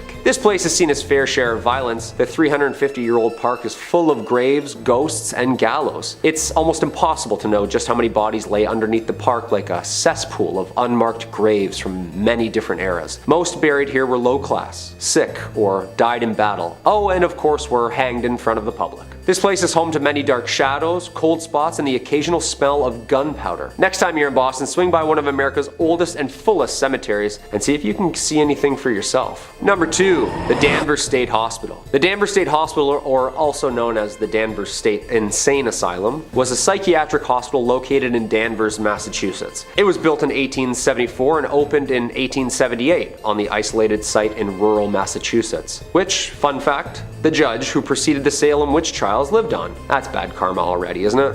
Despite being included in the National Registry for Historical Places in 1984, the majority of the building was demolished in 2007. At a cost of $1.5 million at the time, the hospital originally consisted of 2 main center buildings with housing for the administration, with 4 radiating wings on each side. The outermost wards were reserved for the most hostile patients. This was a prominent location where medications were being tested by the government, and the favored lobotomy was being fleshed out. When shock therapy failed to control the population, lobotomies started, and in 1939 the population of the hospital swelled to almost over 2,400 patients. A total of 278 people died at the hospital that same year. Neurology experts often call Danvers the birthplace of the prefrontal lobotomy. Ouch. Visitors to the hospital during these years reported lobotomy patients wandering around staring blankly at nothing, unaware of who they were or what they were doing. Large budget cuts in the 60s played a major role in the progression of closing the Danvers State Hospital, and with nicknames like Hell Hill Hospital and Lunatic Asylum, the hospital began slowly closing its facilities by 1985. The original hospital wards were closed and abandoned soon after. During the 80s, reports began to filter out of the hospital about missing teenage patients. The stories of ghostly figures and shadows in the windows were thriving. Are the ghosts of the lobotomized patients still aimlessly walking the realms of this now demolished hospital? What do you think? And number 1, the Bridgewater Triangle. Just a couple miles south of Boston is one of the most interesting and bizarre places in Massachusetts. I chose this as the number 1 spot due to not only the paranormal ghostly figures that have been seen across the vast plains, but 200 miles of connected weird events. That will definitely catch our attention. It's named from the triangle shape. The paranormal events and phenomenon that occurs within these mapped lines includes as many as orbs, UFOs, Bigfoots, fairies, skinwalkers, alien hybrids, you name it, it's there. Well, possibly there. The towns of Raynham, Brockton, Norton, and Taunton are all subject to a universal head scratcher. In the 70s, there of course was a surge of UFO witnesses, at the same time several Bigfoot. Huh, that's interesting. Massachusetts just keeps getting stranger and stranger, doesn't it? Huge humanoid creatures, motherships, and landed UFOs have also been spotted and reported within this 200 square foot mile radius. Do you think this place is like a Skinwalker Ranch type of place? Maybe some motherships are trying to just reconnect with the Wi-Fi upstairs?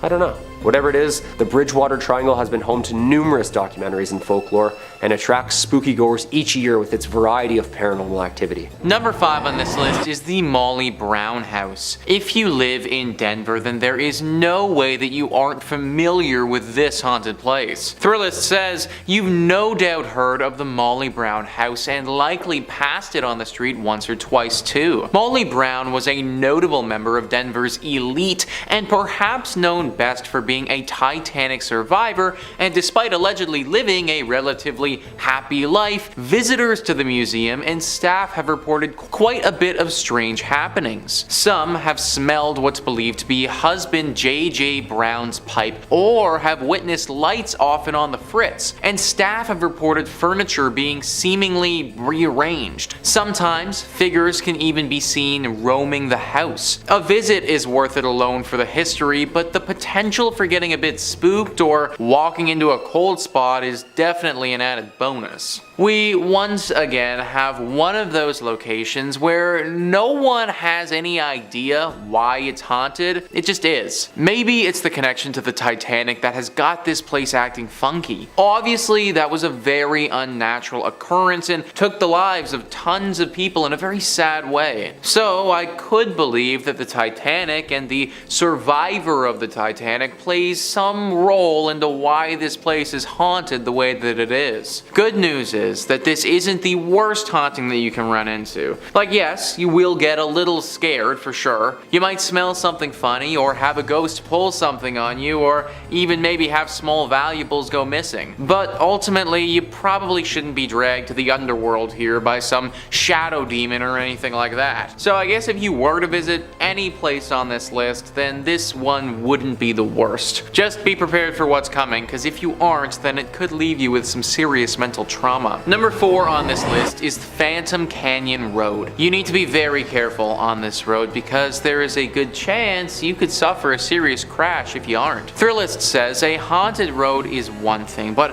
a haunted road in Colorado means you're likely on the edge of a mountain and at some serious elevation. Phantom Canyon Road is a detour off the Gold Belt Tour byway connecting Cripple Creek and and Florence, and was originally the railroad for that route. As you drive along, you can clearly see the ghost towns of Wilbur, Adelaide, and Glenbrook, and legend has it that the reason for Phantom Canyon's name is credited to sightings of a man wearing a prison uniform walking along the tracks in the 1890s. The man supposedly had been executed at the Colorado State Penitentiary a few days earlier. So yeah guys, you better have your wits about you, because if you don't, this ghost might come out and startle the crap out of you, and then the next thing you know, you're gonna be face deep into a tree somewhere. It also just adds to the horror ambiance that you're driving past several ghost towns along the way. Like, of course, they just had to be on the side of the road, as you're also getting stalked by this ghost prisoner. No one really knows what this prisoner wants with you, but let's face it, I can't imagine it's good. My dude was executed back in the day, so for one, what he did was probably pretty bad to warrant a punishment like that, and then secondly, he literally got executed, and I can only guess that his ghost probably isn't too pleased about that. Y'all need to be especially careful if you're driving down this road, because at any point this guy could pop out. Number 3 on this list is Central City Masonic Cemetery. Of course we had to have a cemetery on this list. No haunted place list would be complete without at least one of them. Thrillist says, founded as a mining town in the late 1800s, Central City is now known as a destination for those looking to head to the hills for a gambling fix in the casinos that now dot the area. But one thing hasn't changed. The woman in black who twice a year appears in this hilltop cemetery above the town. Known as the Columbine Lady, she comes to visit the grave of John Cameron, a prominent former resident of Central City who died in 1884. Some believe she is his fiancée, appearing to leave flowers for her lost love on November 1st, the anniversary of Cameron's death, and April 5th, a date for which the significance remains a mystery, much like the woman herself. This place is safe to go to if, of course, you do not go during these times. She's been coming for a long time, and anyone who tried to interfere with her has had to pay the price. Now, people kind of suspect that she was in a relationship with John Cameron, but there's also another theory. Many people think that John actually wronged her in his life, and that this woman in black comes twice a year to double check that John is still dead and hasn't come back to life by some means. Pretty scary tale for sure, one that you probably don't want to get involved with. Number 2 on this list is the Broadmoor. Located in Colorado Springs, this hotel would be freaking awesome if it wasn't so haunted. Thrillist says this sprawling 5-star hotel has a lot to offer for anyone seeking a relaxing and indulgent getaway. But along with the golf course, spa, and nearby zoo, there's one feature you won't find in any brochure. Staff and guests alike have reported the presence of a woman,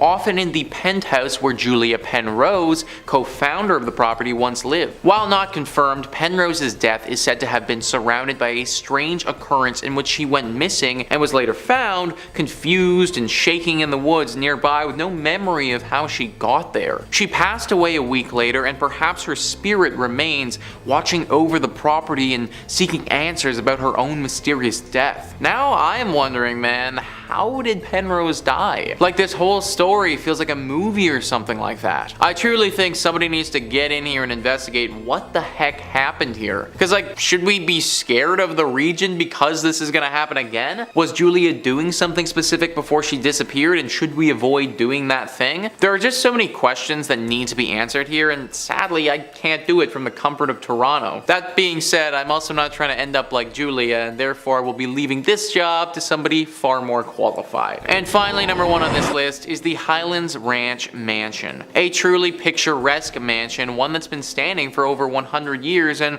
one that's home to a ghostly spirit. Thrillist says this sprawling stone mansion, built in 1891, is often rented for weddings and events due to its impressive structural beauty and picturesque prairie views. But it's also a historic property and somewhat of a museum of the times, with a bit of paranormal activity sprinkled in. The ghost of Julia Kistler, daughter of F. Kistler, who bought the property in 1926, is said to haunt the home, with visitors and staff alike reporting hearing a woman's sobs, seeing a silhouette figure moving about when the mansion was otherwise vacant, and lights sporadically turning on and off. I don't know about you guys, but during my wedding ceremony, I want to hear beautiful sounding music, not the sobs of some ghost woman thing. Apparently, she's crying all the time, and this woman's emotions are not something to play with. There's a story where once several children were playing around here. There was a wedding ceremony scheduled here for later that day, and the children were off doing what kids do before the proceedings got underway. They ran into this ghost crying, and then they started to make fun of her. They were rude and definitely unkind, but they also didn't deserve what she did next. It's said that in a fit of rage, she flew inside their bodies and possessed each and every one of them for a short time, showing them things that were truly terrifying. Things that have ultimately changed those boys' lives and altered their mentality forever. Any ghost that's capable of doing something like that, that's one that I don't want to be around. Number 5 on this list is the Carolina Inn. This inn has actually been voted one of the most haunted in America by a few different lists. The University of North Carolina says the Carolina Inn was built in 1924 and quickly became a popular hotel for visitors and graduates of the university. In 1948, the Carolina Inn's most long-lasting guests checked in and apparently never left. Dr. William Jacox was a fun-loving man with a witty sense of humor, had recently retired from practicing medicine, and decided to make the Carolina Inn his final home. He lived in room 252 for 17 years before his death in 1965. As shared by the Carolina Inn, guests that have stayed in Jacox's old room report being inexplicably locked out of the suite. One time, the lock was so stubborn that a workman had to use a ladder to break into the room. Visitors have also noticed strange occurrences such as messy bath mats and previously closed curtains being pulled wide open. Some have encountered the smell of freshly cut flowers despite none being in the room, and felt their bodies become strangely cold for no apparent reason. This is only part of the stuff that goes down at this room as well, guys. Some people have reported seeing a poorly dressed man approach them looking for an unlocked door, and then if they show it to him, he runs away screaming. It's thought that this is the ghost of Dr. William Jacox. I don't know why unlocked doors scare this dude so much, but anyone who's gonna spend 17 years in this hotel is probably a bit of a weird dude. Unless you want to deal with a crazy old doctor ghost messing with you all vacation, I'd stay at a different inn. Number 4 on this list is the New Hanover County Library. I don't know why, guys, but something about haunted libraries is just so intriguing to me. Like, it just seems so mystical and mysterious, I guess. This haunted library is located right in Wilmington. There is a woman that haunts this place who's believed to be a patron. Apparently, she used to donate quite generously to this library, and in death doesn't want to leave it behind. She isn't the only ghost that walks the halls here and haunts the books. There's a male poltergeist who makes his presence quite known as well. He apparently died in a duel that happened here many years ago before this land was turned into a library. Nowadays, these two ghosts make it very hard to do any serious learning or studying considering they haunt the place so much. The woman isn't too bad, she just shows up and looks super creepy, but from my reading, she only actually punishes those who cause harm to the library or make fun of it. Those who come here to learn and to read, she leaves them be for the most part. The man, however, is certainly quite the pest.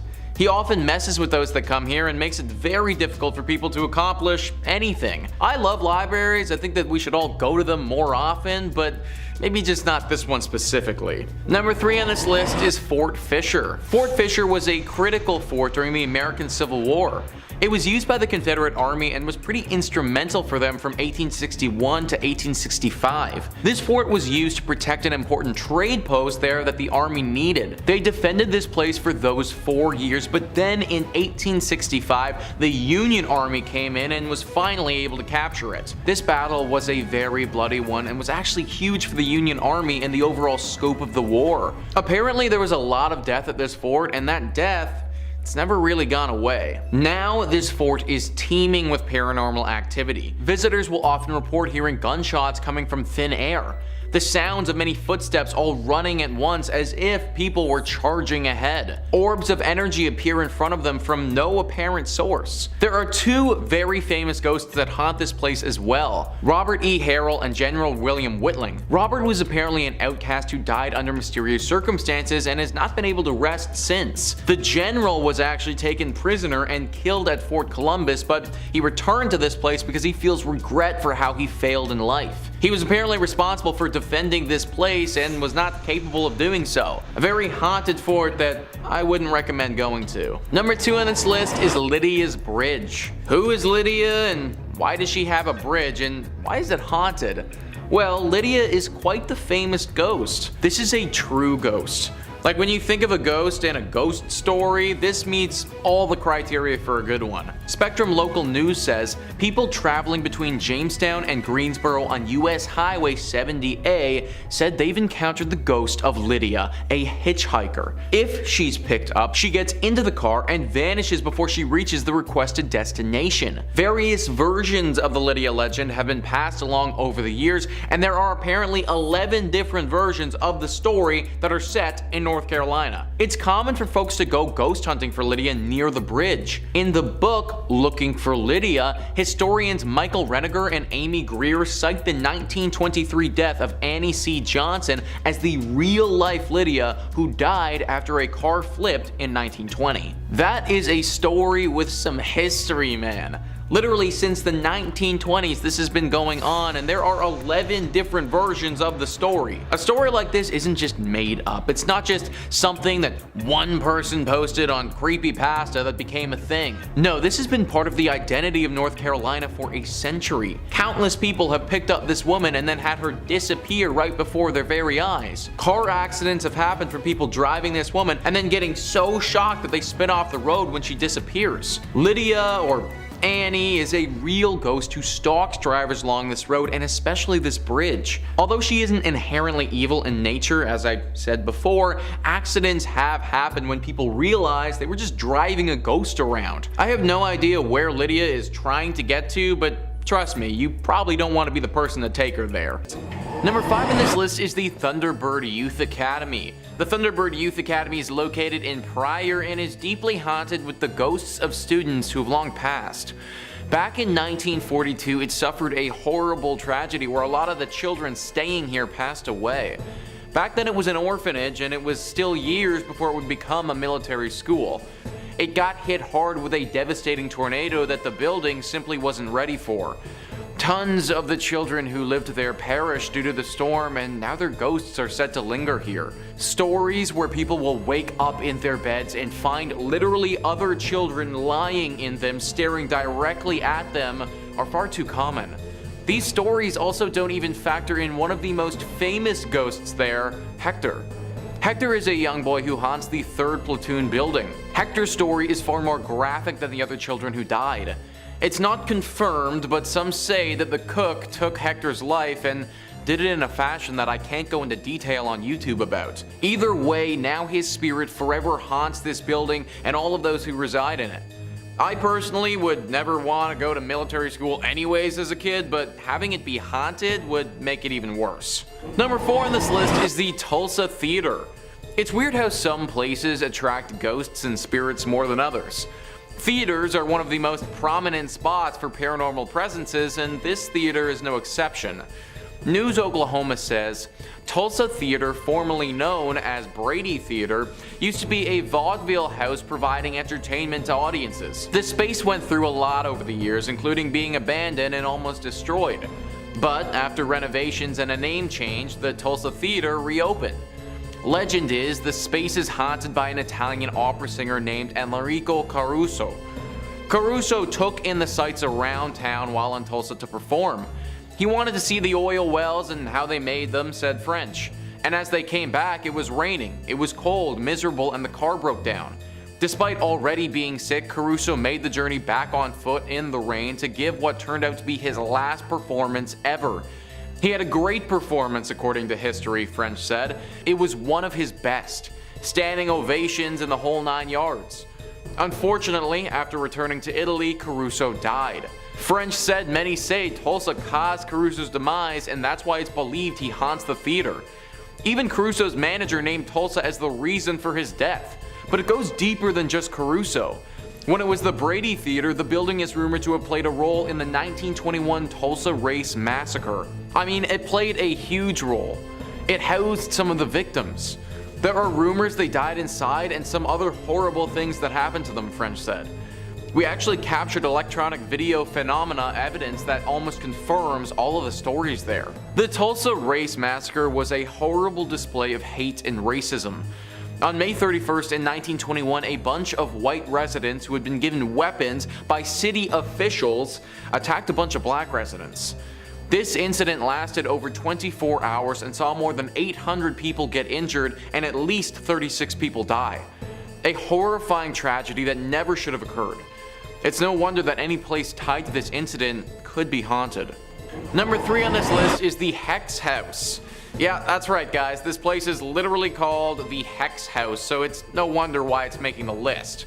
News Oklahoma says again, so this is something we feature in our serial killer tour. The new Hex House is inspired by the home that used to belong to Carol Ann Smith. French said the original Hex House, located at 10 East 21st Street, has negative energy attached. I mean, the things that she did with her nephew. They were dumping hot water on people that lived in the duplex next to them. There's also that whole history of her keeping those 2 hostages in the basement and kind of hypnotizing them, putting hexes on them. Yes, it's insane, said French. Claims of windshield wipers or stereos going on while the car is off are frequent if parked nearby.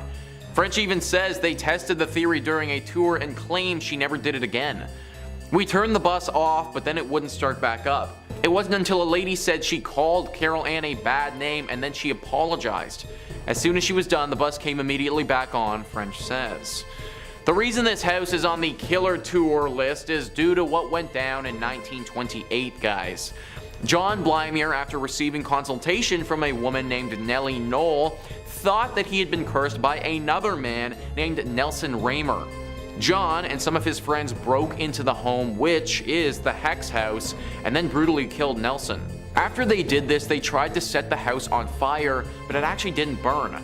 Since then, it's been a hotspot for ghosts, specifically that of Nelson Raymer.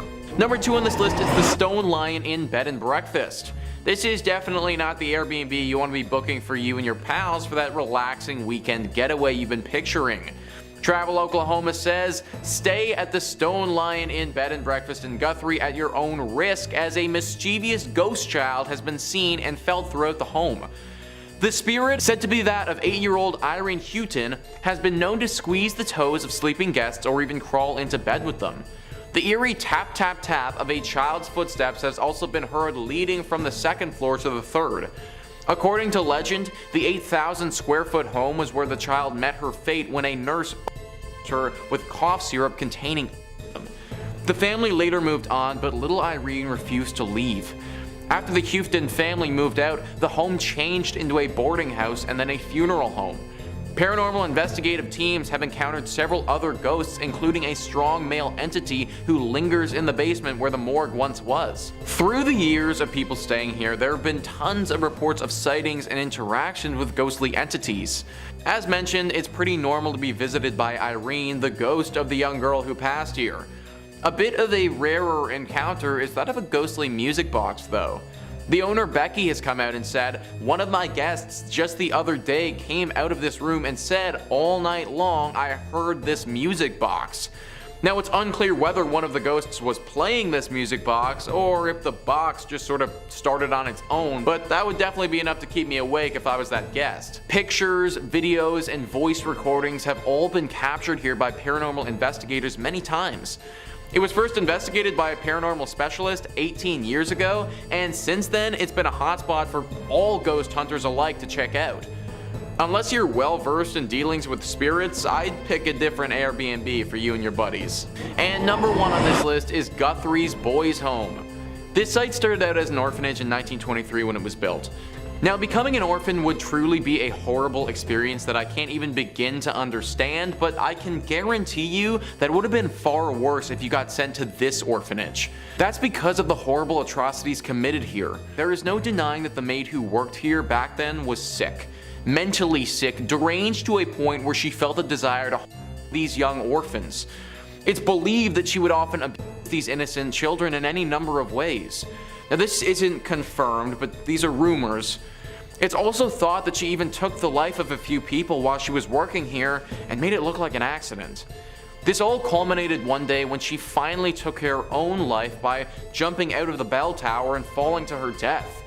This has obviously led to some spiritual presences staying behind.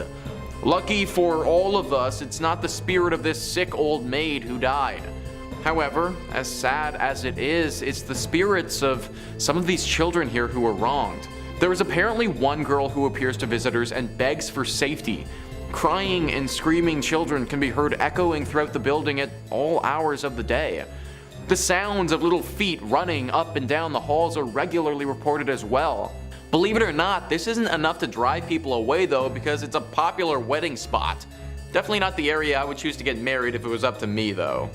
Coming in at number 2, we have Independence Mine. The Independence Mine, now known as the Independence Mine State Historic Park, is the site of a former gold mining operation. It is located in Palmer, Alaska. The mining history in the area dates back to at least 1897. The mining town now sits abandoned. The operations were temporarily halted in 1950 with the plan to eventually resume operations. They were never able to resume the operations. This resulted in a well-preserved collection of mining equipment and buildings. Although weather has taken its toll, many of the buildings still stand today. As we know, with many mines, there are often accidents due to the dangerous nature of the work. Parts of the mine would often collapse. The mine is now a big tourist site as a look into the life and work of miners in 1897.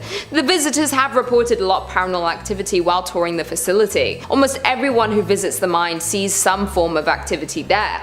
There are many apparitions that appear. They walk around the mine as if they were doing their usual day's work. Some have even seen cigar smoke coming from certain locations. You can smell and see the smoke, but there are no cigars in the area that could be making the smoke. Tour guides have noted that they often have the feeling of being followed. They can feel themselves being watched each time they tour the facility. Some have even found footprints that don't belong to them or anyone in their group. Although there is a lot of paranormal activity in the area, tourists still come to see the remains of the mining town. The ghosts seem to be well intended. They may merely be echoes through time of the souls who passed here. As far as we know, there have not been any visitors who have been hurt during their visit. I would still be wary of visiting here though. Finally, in at number 1, we have At the White House. At the White House was built in 1902 and is now on the National Historic Register due to how long it has been standing in the community.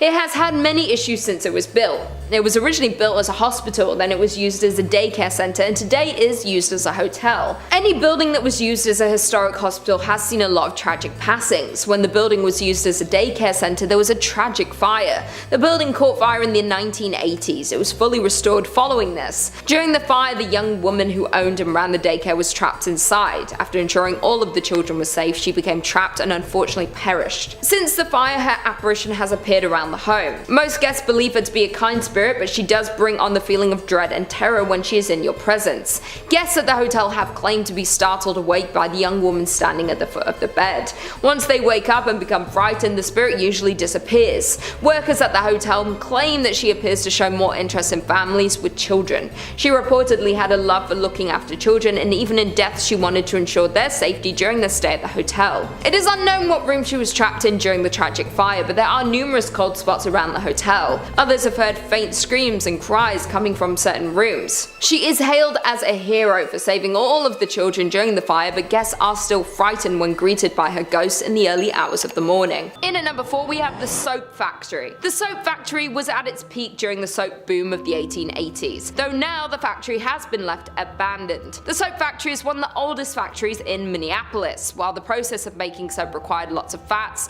lie in extremely hot temperatures, therefore it wasn't the most glorious or safest workplace in its day. Furthermore, the fats came from animal carcasses, thousands of them. The flow of blood and skin leaked into the Great River next door in the turn of the century. The building's smell of flesh made it a hot spot for stray dogs that the city paid to be rounded up and sent to the end of their life. If that's not not creepy enough, there are legends regarding malpractice taking place at the factory, with animal fats from local restaurants taken to be made into soap. And there were also rumors of child labor at the factory, but whatever you choose to believe, there is no denying that the site contains negative energy. Now, the basement of the abandoned factory is used for haunted tours. The tour is so scary, in fact, that guests have to sign a waiver and have to be 18 to go on the tour. In at number 3, we have First Avenue. Located in downtown Minneapolis, the building, which is now home to this nightclub, has a rounded front, is painted black, and has white stars on its sidewalls with the names of many of the musical talents who have done shows in one of these 3 event rooms found inside. Before it was famous for being a nightclub, the First Avenue was a Greyhound depot. The First Avenue legend has to do with the building's former self, the Great Art Deco Greyhound Bus Center that opened on 7th Street in 1937. The story goes that a young woman went to the station to meet her boyfriend who was returning home from World War II. When she was informed that he had died in combat, she ran into the restroom and ended her life due to heartbreak. In recent years, multiple First Avenue staffers have reported seeing a ghost in the washroom. The ghost has been reportedly described as a woman always in a green army jacket and sometimes seen dancing at the club along with other ghosts. Legend says that many homeless people died in the bus station as well, and they can be seen dancing with the women. There have been reports of another spirit haunting the nightclub. The staffers nicknamed this spirit Slippy, while this particular ghost is said to make a balloon appear from nowhere which then floats up and down the staircase on its own. Dave Schrader, paranormal investigator, visited First Avenue to assess the paranormal activity in the building multiple times and has concluded that the building is indeed haunted by many spirits, indicating that the record room is the most active area of the site. While DJs that have played at the venue have reported frequently hearing strange noises through their headphones, such as growls, voices, and screams, other performers report their equipment being pushed off stage with no explanation. In at number 2, we have Schmidt Brewery. Schmidt Brewery became the largest in Minnesota by 1860, producing 1,200 barrels annually and shipping them as far south as Tennessee. It was restructured as the St. Paul Brewing Company in 1898 before being sold to Jacob Schmidt soon after in 1900. Since its opening in 1884, many ghost hunters have visited the Schmidt Brewery to experience some of the many rumored paranormal activities. The brewery has been the site of many constant unexplainable instances, from fires to people losing their lives to terrible accidents. This place has seen a lot of scary sights. While the victims of these events linger around to haunt the grounds of the brewery, even though the building is now used as an artist's loft, that doesn't take away the scary history of the Schmidt Brewery. While most of the ghosts that haunt the grounds of the old brewery have to do with ordinary brewery workers dying in terrible accidents, in 1896 2 workers lost their lives in an explosion. Furthermore, in 1902 a worker fell down an unmarked elevator shaft. Additionally, in 1904 Matthew Colo, a worker whose job was to light gas lamps in the brewery, lost his life from inhaling flames. Schmidt Brewery has been a St. Paul haunt since 1855 for more than a couple of reasons, when owner Jacob Schmidt took down the original North Star Brewery sign, replacing it with his namesake, Jacob Schmidt Brewing Company. The entire brewery burned down a year later in 1900. Plenty of other bad luck would also follow on the grounds of the brewery, suspected due to the tragic death of many workers of the brewery. And finally, in at number 1 we have Four Pals Restaurant. Known as the most haunted restaurant in Minnesota, the Four Pal has a tragic story. Located in St. Paul, Four Pals was a high-end restaurant located in Irvine Park, and the restaurant is a beautiful Victorian mansion. Sadly though, the restaurant is now permanently closed. The dark stories about Four Pals Restaurant hint that the historic mansion is seriously haunted. As the story goes, back in the late 1800s, Joseph Four Pal had an affair with the mansion's maid, Molly. It was not long before his wife discovered this relationship and love for Mary. Therefore, the wife became extremely jealous of the servant and assigned Molly to do chores that would keep her away from the bedrooms and away from Joseph. Molly became pregnant and Joseph ended the affair, but Molly was so distraught about the whole situation that she ended her life. According to reports, she ended her life in the attic. Joseph was upset when he heard the news about Molly that he figured he could not stay in the house where his beloved died. One day he went out for a walk and ended his life as well. Since then, restaurant guests and employees have reported creepy sightings of a woman dressed in 1800s attire,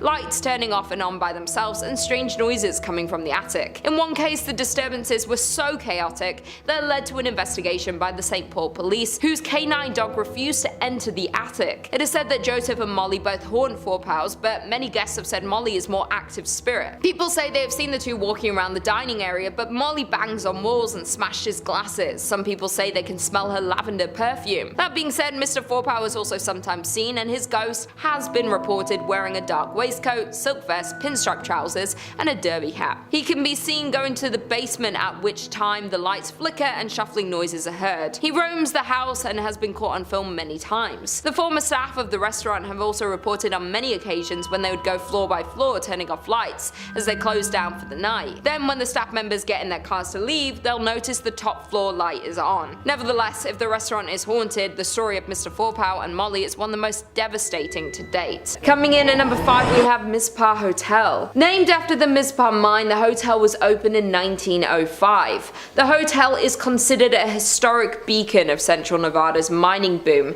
that came and went and left behind a trail of ghost towns, and is located between Las Vegas and Reno in Tonopah, Nevada, which has a population of around 2,000.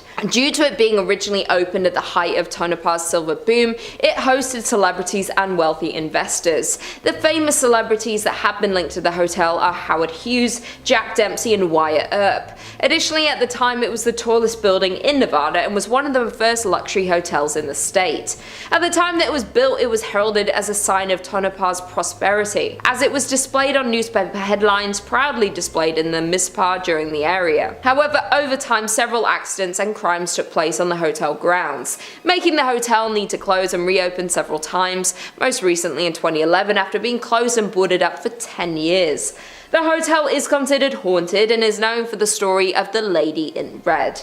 The Lady in Red was a high-class adult worker who lived in the top floor of the Mizpah. She sadly lost her life at the hands of a man in the hotel by her lover. Her lover wanted her to give up her work for him, though she did not want to do that.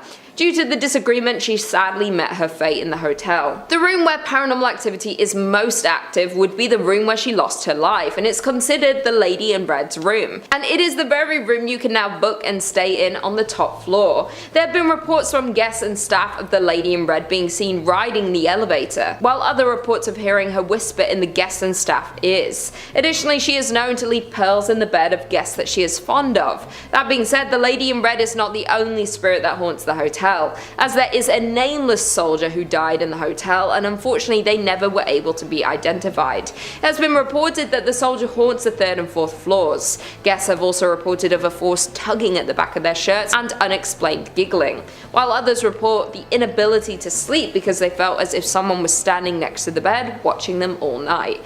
The Mizpah Hotel has been named the most haunted hotel in America, and for a good reason. In at number 4 we have Goldfield Hotel. Located in Goldfield, Nevada, you'll find the Goldfield Hotel. The hotel opened in 1902 and formed a large crowd of visitors and guests in its early years of operation. In its early years, the Goldfield Hotel was visited by politicians, bankers, and gunslingers. Built in the heart of the town, the Goldfield Hotel was one of the most sought out buildings in Goldfield and was known as the finest hotel between San Francisco and Denver. The man behind the hotel was George Wingfield, a successful and wealthy banker, mining magnate, and joint owner of the booming Goldfield Consolidated Mines Company. However, as with many boom towns, Goldfield's mines eventually dried up, causing the population and stream of hotel guests began to dwindle. The hotel went through a series of owners, from private owners to the US Army during World War II, and now is owned by Red Robert's son. The Goldfield Hotel was once the most spectacular hotel in the state of Nevada, but today operates under a different notion as one of the most haunted places in Nevada, if not the entire United States. The most known ghost story is of a woman named Elizabeth, who was speculated to be George Wingfield's mistress. Elizabeth became pregnant with Wingfield's child, and to protect his marriage, George paid her to stay away, though he grew fearful that he would get exposed for cheating on his wife. Therefore, George ultimately locked her in room 109 throughout her entire pregnancy. Wingfield fed her food and water to keep her alive until the child was born, but then Elizabeth disappeared altogether and was never to be seen again. Many guests touring the Goldfield Hotel have claimed to see Elizabeth's ghost, and some even claim to hear crying, notably calling out for her child.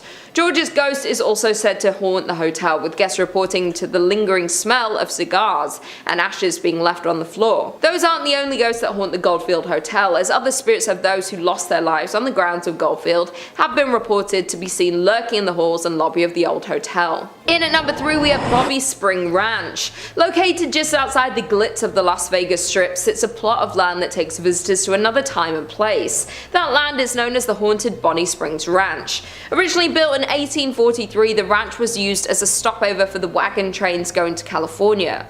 While in 1958 the ranch was renovated and opened to the public as a tourist attraction with stables, a restaurant, and a petting zoo. Later a functioning saloon, shops, wax museum, wedding chapel, and replica school schoolhouse were added to the ranch.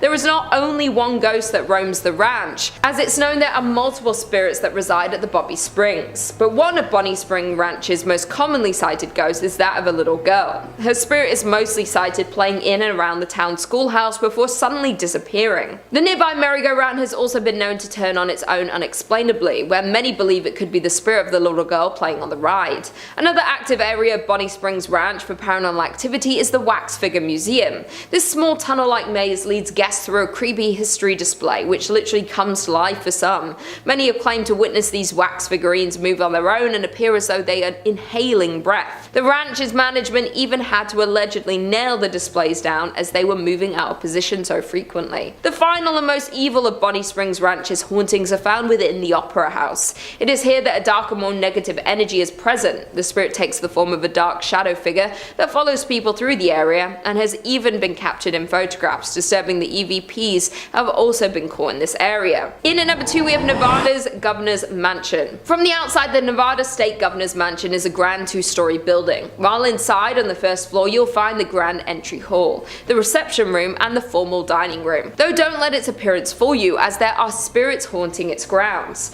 The Governor's Mansion was completed in 1909 and the Governor Denver S. Dickerson was the first governor to occupy the residence. His daughter June is the first and only child ever born in the Governor's Mansion. The mansion is said to be haunted by June and her mother Una. Since their passing in the mansion, there has continually been paranormal activity reports in the household. The mansion is said to be haunted because former employees at the mansion have reported hearing cold wind blowing from an antique grandfather clock that also swings open periodically without assistance. Former First Lady Sandy Miller's brother-in-law is said to have seen the apparition of a woman in a white gown. The woman is believed to be Una Dickerson, dressed for the mansion's opening in 1909. And finally, in at number 1 we have Silver Queen Hotel. Located in Virginia City, Nevada, the Silver Queen Hotel was constructed in 1876. This makes it the oldest hotel in Virginia City.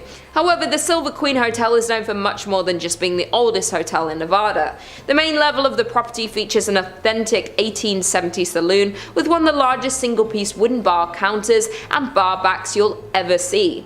The Silver Queen is also a popular destination for weddings, as there is a historic chapel on site. Of all of the allegedly haunted places in Nevada, paranormal experts tend to agree that Virginia City, as an entire city, is the most collectively haunted place in Nevada, especially as staff, guests, and countless paranormal investigators are certain that ghosts roam the 138-year-old property. One of the most active spirits that haunt the hotel is Rosie. Rosie was an adult entertainment worker who dealt business in the Silver Queens. Though during the late 1800s in room 11, Rosie lost her life. Her story remains mysterious, but Rosie is said to have never left the Silver Queen, making countless appearances in the decades following her passing. Even though the entire hotel is carpeted, guests have often reported loud steps on a wooden floor, rattling doorknobs, the sound of voices, or even the sight of Rosie herself at the top of a long staircase where she has been spotted lingering.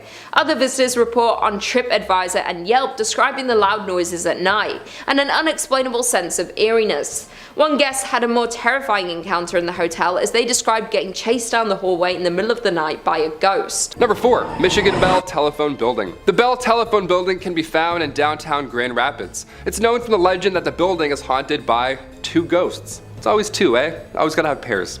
Good things come in pairs. Even demons. These spirits have consistently caused chaos throughout the buildings for years in their own unique personal way. We love it. We love a unique ghost. The spirits that haunt the Bell Building are rumored to be Warren and Virginia Randall, a couple who used to reside in the Grand Rapids. Back in 1907, they moved from Detroit and bought the Judd White Mansion in Grand Rapids, which has now been torn down and built into what we now know as the Bell Telephone Building. So a lot of history there already. Over the years of living in this new house, Warren and Virginia's relationship started to crumble as Warren became very strange and paranoid almost, creating hardships in their relationship. In 1908, Virginia became tired of Warren's strange and aggressive behavior, so she decided, I'm out of here, peace. She left him. One night, 3 years after they were separated, Warren convinced Virginia into taking a car ride with them, hoping to get back together, maybe talk it out. The two of them ended up at the Judd White House, where their verbal disagreement turned horrible, and Warren sadly took the life of Virginia. Then he proceeded to end his own life in the very same moment. The tragic accident that happened in the Judd White House became public knowledge, and the house was left empty with no one wanting to occupy it. Yeah, more than fair. I'm like, what's rent? Also, what happened? No. The house remained abandoned for 10 years after the accident, accident until they finally just decided to tear the thing down completely. Thus in 1924 they built the Bell Telephone Building on the ground, which still is in operation today. Yeah, they didn't tear that one down, that one's still going strong. Due to the horrifying scenes that happened on the grounds of the Bell Building, many claim that the spirits of Randall and Virginia still remain, haunting the new building. Some say that ghosts move into the new building and remain there to this day. I mean, I think that's possible. Ghosts like to move, they can go through walls, they can probably relocate. Through the years of operation in the office building, visitors and employees all report being harassed by strange late night calls, which have been traced back to be coming from inside of the building itself. Yeah, inside the house, you guessed it, it's upstairs, that's so scary. Due to this and the strange eerie feelings that the employees feel while they're even working, it's safe to say Randall and Virginia may remain on the grounds, most likely. They're definitely there. It sounds like they're for sure there. Number 3, the Henderson Castle. Established in 1895, this castle is a hub for many spirits and paranormal activity. I mean, it's a castle. The original owners, Frank and Mary Henderson, are said to haunt the castle as they passed away back in 1899. Yeah, I wouldn't want to leave either, living or dead. Additionally, other spirits are said to reside in the castle, a young girl and a dog. Yeah, a dog! We've got a dog ghost. How do you deal with that? Ghost barks? That'd be so scary. In 2005, the castle was occupied by Peter Livingstone McNellis and his family. When the family resided in the castle, Livingstone's son, Vincent, before anyone else had ever reported anything strange happening in the house, he said that he saw an apparition of a figure in the Victorian room, originally the changing room for one Mary Henderson. The son said while pointing at a picture of a woman dressed in an old period clothing, some Victorian clothing, that was the woman he saw wearing that same clothing. I would throw up. If someone ever said that, I'd be like, oh, this Victorian painting?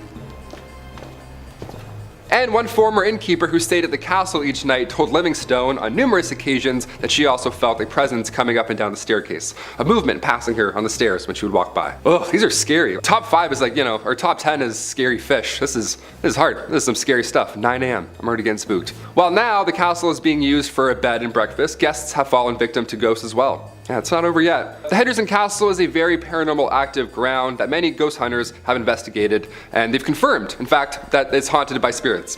I trust them. The people that can go into these castles and physically do this, I'm like, yep, I trust your opinion, whatever.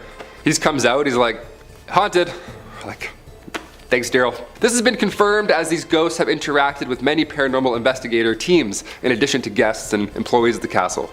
Yeah, they're just harassing everyone. The ghosts seem to be friendly, not evil whatsoever, so that's a good side, I guess, to being haunted by ghosts. They have been known to speak and physically touch guests and employees. They touch them on their back, side, shoulder, always in the back. You never see it coming. It's always in this region. Not only that, but there's also been reports of radios making weird noises or turning on by themselves, even though they're either unplugged or just either turned off. Both bad, both scary. Guests and employees have also reported hearing footsteps upstairs, slamming doors from unexplainable sources, and some ghosts have been wearing the clothes that they wore while they were alive. Clothes that they wore while they died in, probably. As the spirit of Mary Henderson has been reported as many guests at the top of the staircase, wearing her usual getup. Imagine being like a clown, like a jester, and then you die in that, and that's what you look like as a ghost. You're like, what? I was doing a mascot gig. I don't want to look like a shark forever. And finally, number 1, Point O Barks Lighthouse. There are plenty of lighthouses in Michigan, and plenty of them are rumored to be haunted, of course, because they're lighthouses and they're creepy, as they normally are. And this one is no exception. Built in 1847, real old, lot of history with this one. The lighthouse is located on Point O Barks. As the legend goes, early to mid 1800s, Peter Shook had been Point O Barks' first lighthouse keeper. He was the OG. In 1849, Peter drowned while he and a couple of friends were sailing to Port Huron to pick up supplies for the lighthouse. He left behind 8 kids and his wife Catherine, and she took over at that point for Peter's duties, thus becoming Michigan's first female lighthouse keeper. Since then, people have claimed to see the spirit of Catherine walking along the edge of a cliff dressed in mourning clothes, as she is still heartbroken by the loss of her lover, of course. As we talked about earlier, ghosts like to wear the things that they were, that they passed away in. Again, would hate to be a clown outfit, that would suck. She had also been spotted in the window of the 2nd floor wearing an apron, along with an apparition being seen, footsteps ascending and descending the tower stairs, and giggling has also been heard. Yeah, you hear giggling and there's cold spots, therefore haunted, for sure haunted. And the smell of burnt tobacco has also been wafting through the air many a times. Lighthouses are pretty stressful, more than fair. When paranormal investigators, specifically the Southeast Michigan Paranormal Society team, when they had a 2-day intensive investigation after their search, they concluded that they believe that there is every reason for the lighthouse to be haunted. The investigators did some electric voice phenomenon work in the living room, and then they heard loud thuds from overheard. Like, where did they get this gear from, Like, I want this gear. I have some questions of myself going on in the apartment. I want to swing it around a bit. A sound of something scraping along the floor as well, and additionally, during their investigation, the rocking chair had moved 2 feet and was still moving. Just love to keep rocking around. We love that. We love haunted rocking chairs. We love unexplainable forces. While they were upstairs, they also reported hearing heavy footsteps from another unknown source. So many ghosts, there's rocking chairs, people moving around, working in the basement. It doesn't sound like the afterlife is a peaceful one, if I'm being honest. Sounds like there's a lot of to do after you die. I'm not really looking forward to it. I thought I could just kind of float around in your paintings, but now it sounds like I'm gonna have to go and wear this. Coming in at number 5, we have Hotel Park Central. Located on Central Avenue in Albuquerque, you'll find Hotel Park Central. The original building was constructed in 1924 and served as a hospital. It was then purchased in the 1980s and transformed into a mental health hospital. However, in 2010, a major renovation occurred with a $21 million investment, and it became the luxury hotel that we know today. The hauntings in this building date back to the time it served as a hospital. Patients would report seeing apparitions, hearing voices, seeing objects move, and feeling the presence of other beings when nobody was there. As well, when it was a mental hospital, it was known by patients and workers that on the top floor on the right wing, there is a ghost of a woman that likes to watch people in the hallways. Patients also reported having their bedsheets pulled off them in the middle of the night. Patients were not the only ones to experience things that couldn't be explained though. Staff of the hospital did too. They would often have the sensation of being watched, as well as hearing something whisper in their ear, the movement of objects, and a general sense of heaviness throughout the buildings. Today, many guests at the hotel report similar paranormal experiences, as many guests report feeling watched and the presence of unseen beings. They have also reported hearing voices and shuffling in the stairwells. Several guests have also seen a female apparition on the 3rd floor wing. A group of paranormal investigators were brought onto the scene of the hotel. The investigators were 3 team members who all experienced unexplained voices and whispering while close to the hotel. They also reported distinct coolness near their bodies and a sense of being watched. After reviewing their evidence, some of these experiences were captured on digital voice recorders. They also carried out the flashlight technique, an attempt at communication with the spirit that involves the answering of questions through the turning on and off of the flashlight. This was a success, with several responses captured on video. In at number 4, we have the St. James Hotel. Built in 1972 by Henry Lambert, the St. James Hotel was established. Found in Cimarron, New Mexico, the hotel is known to be one of the most haunted places in America. The St. James Hotel is said to remain host to several restless spirits. Both the owners and the hotel guests will tell you that many unexplained events haunt it. Several psychics have visited the hotel and specifically identified 3 spirits and many others who passed through to relive their experiences. The hotel's 2nd floor is the most active, with stories of cold spots and the smell of cigar smoke lingering in the halls. A prior manager commented about the spirits that linger in the hotel and said, "You never see them, but you do feel and hear them." Another report from a former owner states that she walked into the dining room and saw a pleasant looking cowboy standing behind her in the mirror on the front of the bar. The spiritual activity of the hotel has been featured on the popular television show Unsolved Mysteries and A Current Affair. Room 18 at the hotel is kept locked because it houses the ghost of an ill-tempered Thomas James Wright, who lost his life at his door just after winning the rights to the hotel in a poker game. Having been injured from behind, Wright continued into the room and slowly met the end of his life. Because of the tragic accident that happened in room 18, it is known as one of the scariest and most haunted rooms. This can be seen with one former owner who said she was pushed down while in the room, and on another occasion saw a ball of angry orange light floating in the upper corner. The staff considers the room to be the most haunted, and people are rarely allowed to enter this room, much less sleep in it. Rumors abound that when the room was rented, several mysterious deaths occurred there. Other unknown entities are also said to roam the hotel, creating a host of paranormal activities. Staff report that items constantly fall off walls and shelves, and electrical equipment at the front desk behaves unpredictably.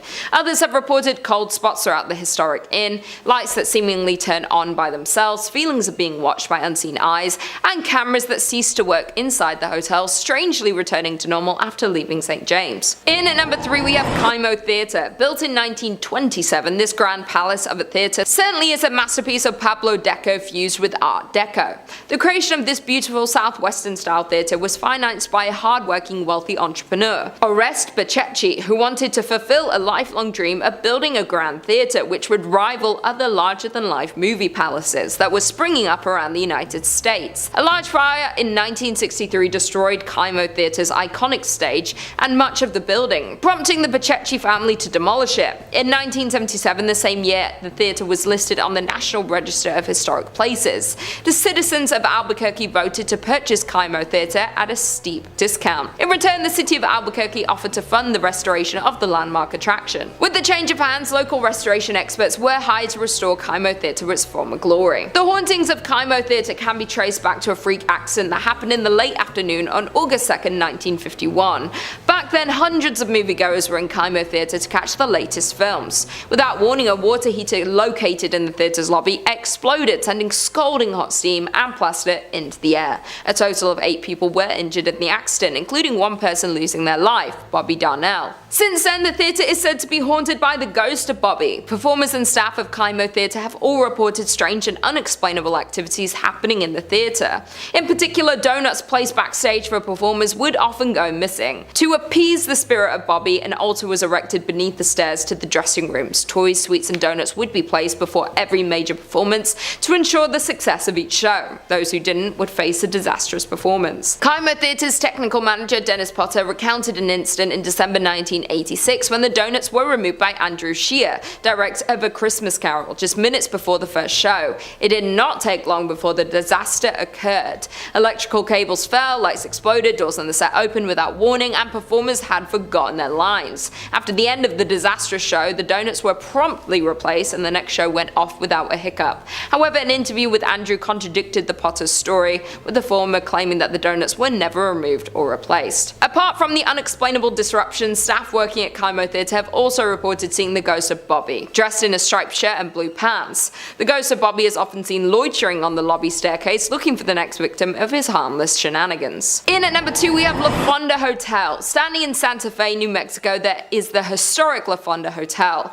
Over the years, the hotel was destroyed and rebuilt several times over. In 1821, when Captain William Becknell blazed the path of what would become known as the Santa Fe Trail, he stayed at a La Fonda where the trail terminated at the town central plaza.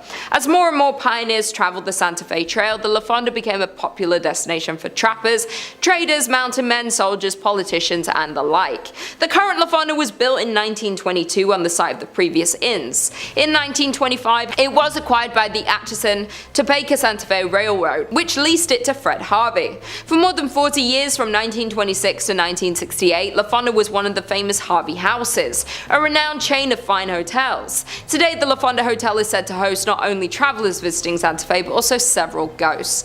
Some people believe that the Honorable Judge Slough continues to walk its hallways. However, more often reported is the ghost of the distraught salesman who jumped into the well after losing all of his company's money. The hotel's dining room, called the La Plazuela, is situated directly over the old well, and both guests and staff alike have reported the sight of a ghostly figure that walks to the center of the room, then seemingly jumps into the floor and disappears. Other reported phenomena include a ghost that haunts the Santa Fe room, as well as a spirit that walks the hallways near the La Terraza, a restaurant located on the east side of the hotel's 3rd floor. In the 1970s, a ghost reportedly called the front desk to complain that someone was walking up and down the hallway in front of his room. When an employee was sent to investigate, he saw a tall man in a long black coat disappear into a stairwell. However, when he followed him to the stairs, there was no sign of the mysterious visitor. And finally, in at number 1, we have the Luna Mansion. The Luna Mansion in Los Lunas, New Mexico is known for one thing, and it's its ghost stories. Over the years, the Luna Mansion in Los Lunas has gained a reputation as being haunted. Guests and staff alike have shared stories of unexplained activity, which some chalk up to the paranormal. Over the years, the mansion changed hands several times before it was purchased and renovated as a fine dining establishment in the 1970s. It was then that the ghost of Josephina began to appear. Perhaps she didn't like the renovations, or maybe she just wants to stick around to make sure they were doing a good job on the home that she had spent so many years looking after. Dressed in 1920s period clothing, she had been described by employees as appearing very real. Most often she is seen in 2 former bedrooms on the 2nd floor, an attic, storeroom, and at the top of the stairs leading to the 2nd floor bar. At the top of the stairs sits an old rocking chair, which she has often been seen sitting in and rocking slowly.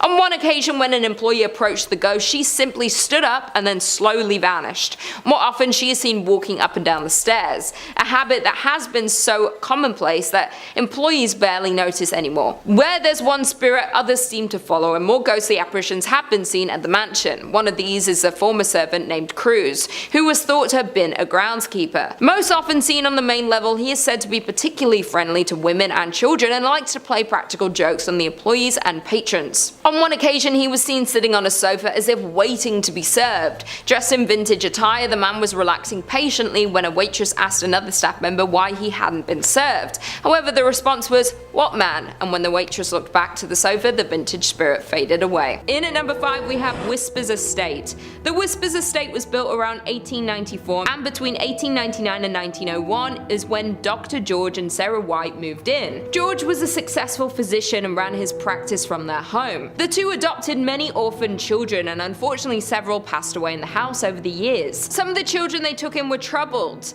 Many of them passed away in the bedrooms and other areas of the home, and even some of Dr. White's patients have been said to have also passed while in the home. Dr. White practiced in the home for over 25 years, so it's probable but unknown how many over the years had passed in the home. In the early 2000s, the home underwent renovations and a lot of bizarre activity began. Many claim that lights would flicker on and off, footsteps would be heard stomping around on the second floor, and as time went on the activity escalated. To this day, people reserve time to come and experience all this paranormal activity and are encouraged to write down any experiences they had while in the home, and these accounts are posted to the Whispers Estate's official Facebook page.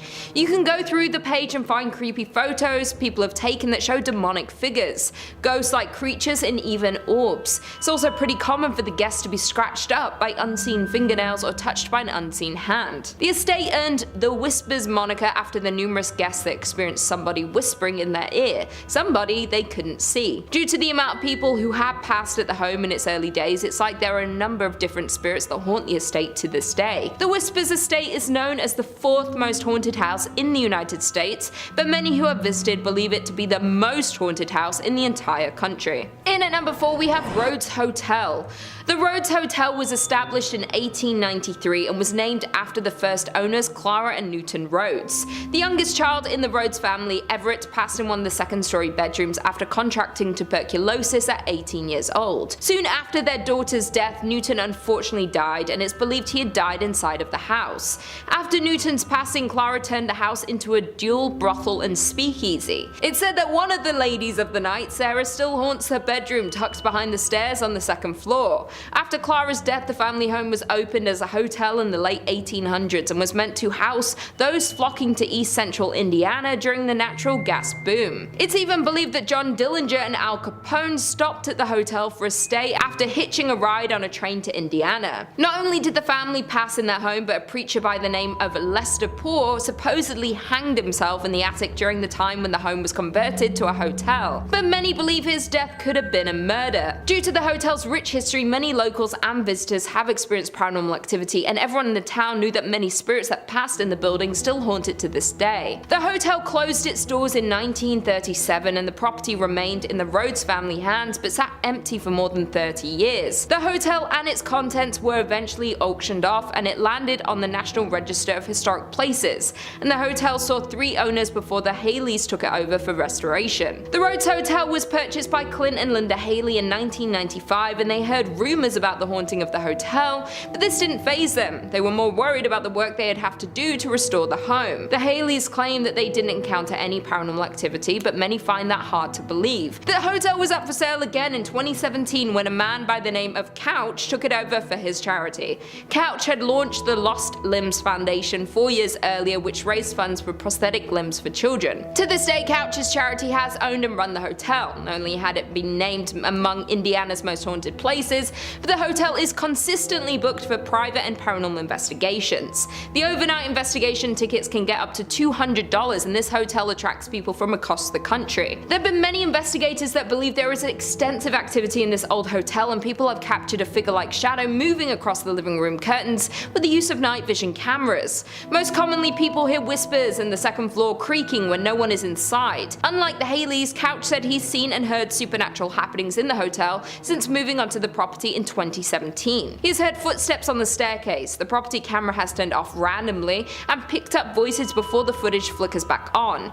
Once, while hosting an investigation, Couch said he witnessed one of many Victorian dolls left behind from a previous owner jump off of its chair. In at number 3 we have Avon Bridge. The Avon Bridge is known to be haunted by almost every local living in the area. It is a massive trip-arch railroad trestle spinning a rural road over White Lick Creek. The bridge is a fascinating landmark in Hendricks County with lots of legends and history surrounding it, some more sinister than others. There are a few historical facts about the bridge that we do know. It was built in 1906 off County Road 625, was designed by W.M. Dunn, and is still used today. Many haunted stories surround this bridge and the area surrounding it. One story claims that a mother had been walking on the tracks and fell to her death. The mother's wailing could be heard when you drive under the bridge. It's common for many locals to honk when driving under the bridge in an effort to muffle her screams. Another story is that a drunk rail worker slipped during construction and was buried alive in the wet cement. The tale is that when a train goes over the bridge, people claim to still hear his moaning. Many locals say that if you go near the bridge at night, you will hear moaning and can see a ghostly figure of a ghost, or even 2 or 3 at a time. If you're traveling near the bridge on a hot summer day, you may be witness to the ghost tears streaming down the concrete. Many people don't even refer to it as the Avon Bridge. It's often called the Haunted Avon Bridge because of the number of accounts of ghost sightings and constant sounds of the moans and screams heard from the ghosts that haunt the bridge. In at number 2 we have James Allison Mansion. The James Allison Mansion was built for James Allison, and it was a dream home, done in a grand design and style that exhibited James's wealth and importance. James was an important figure in the auto and plane industry, greatly helping in the development of cars and airplanes. He founded the Presto Light Company, which produced the first efficient headlight for early automobiles, and was a founding partner in Carl Fisher's Indianapolis Motor Speedway. He also started Allison Engineering Company, which evolved and transformed into an aircraft engine make known today as the Allison Division of Rolls-Royce.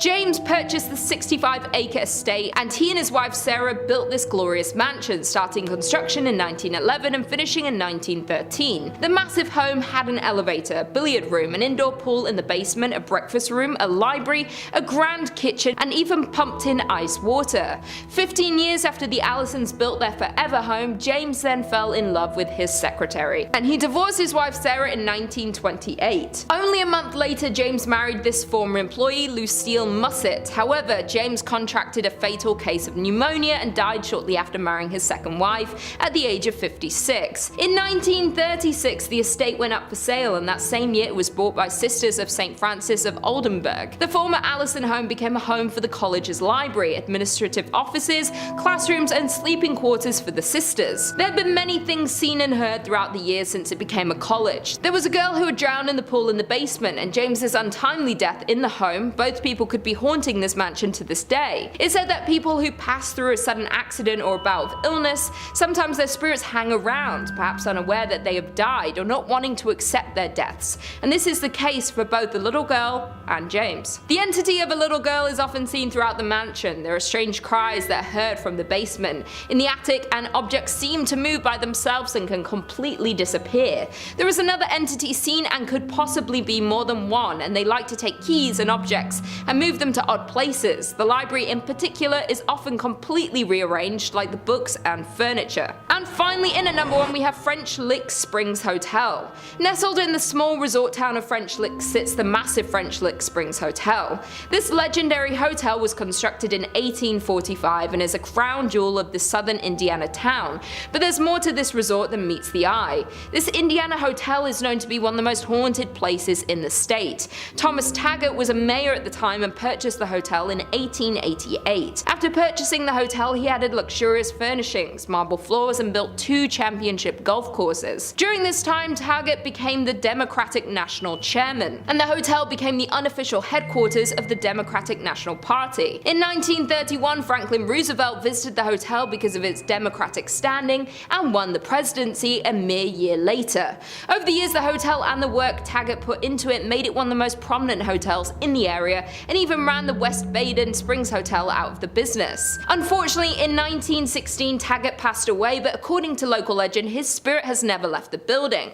Taggart died in 1916, but that hasn't stopped rumors of sightings of this famous hotel owner. Guests and employees frequently encounter strange and paranormal activity throughout the hotel, and they believe it is caused by Taggart himself. Many spot his ghostly figure near the service elevator and can pick up a strong scent of pipe tobacco.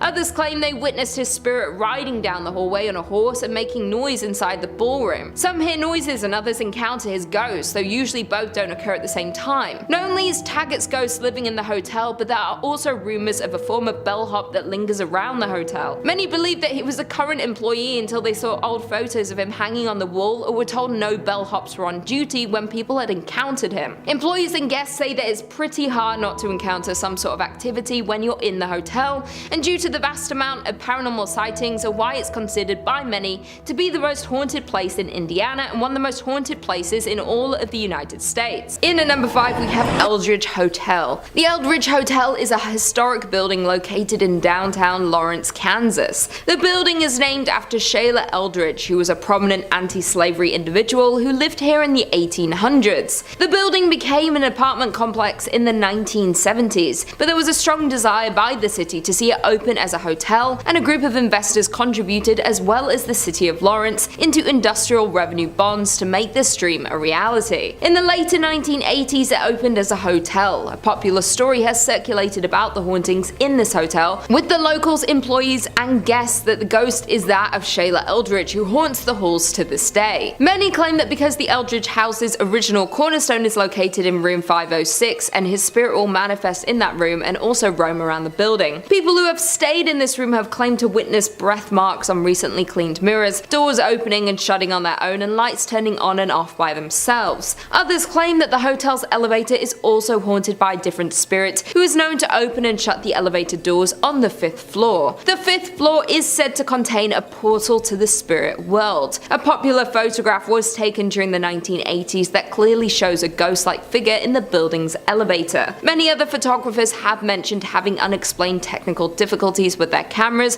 when near the elevator. The story of the hotel and the hauntings of Eldridge was the inspiration for the movie The Demon's Shadow, and the hotel was featured in the series My Ghost Story and has been depicted in many writings. Many believe the rich history has resulted in the amount of paranormal activity. In at number 3 we have Hotel Josephine. The Hotel Josephine is considered by many to be the most haunted hotel in Kansas. It was built in 1890, located in the city of Holton, and is the oldest consecutive operating hotel west of the Mississippi River. The history of the hotel is rich but also very haunted. The hotel was built by A.D. Walker and was named after his daughter Josephine. When it was built she was only 4 months old and she attended the local elementary school and graduated Kansas University. Her graduation photo is hung in the front parlor, above the antique piano, and according to the current hotel manager, Tracer Fox, her spirit is just one that is wandering the hotel. Tracer Fox has expressed his belief in the spirits when he first stayed at the hotel. He was woken up suddenly at 3:30 AM and his bed was moving.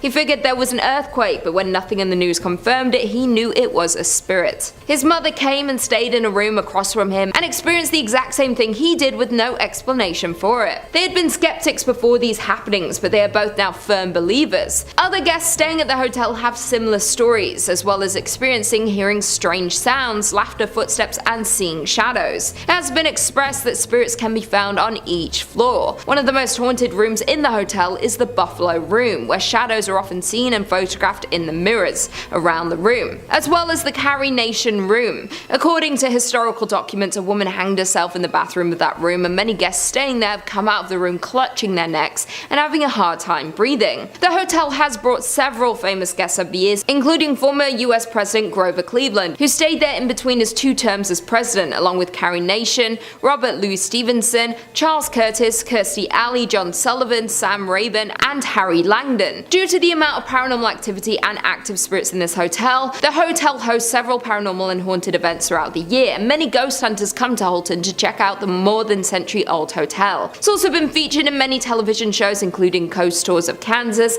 and Haunted Rooms America. Coming in at number 2 we have McInteer Villa. The McInteer Villa is one of the unusual and historic houses built in the city of Atchison. It was built in 1889 for John McInteer, a wealthy manufacturer of harnesses and saddles. He did a great deal of business with wagon trains plying the overland trails. John McInteer's first wife, Alice, died in 1892. He married his second wife, Anna Conlon, a widow with 3 sons, and after John's death in 1902, Anna continued living in the home until her death in 1916. During her ownership, the house was home to many of her relatives, with lots of children as well. Around 1925, Anna's brother, Judge Charles J. Conlon, a prominent Atchison lawyer, and his family made the villa their home. In 1952, the McInteer Villa was purchased by Miss Isabel Altus, a retired professional violinist and eccentric. She lacked the financial resources to be able to restore the home, and shortly before her death, she sold the home to George Gerardi in 1969, who started to rehabilitate the old estate. Many people, past and present, who have lived in and visited the home have experienced many paranormal experiences. There have been figures being seen in windows when no one is home, lights turning on and off in the tower which doesn't have electricity, a speaker getting thrown off the counter, and boxes mysteriously moving on their own. Sounds of slamming doors throughout the night, footsteps walking down the hallway on the second floor throughout the night,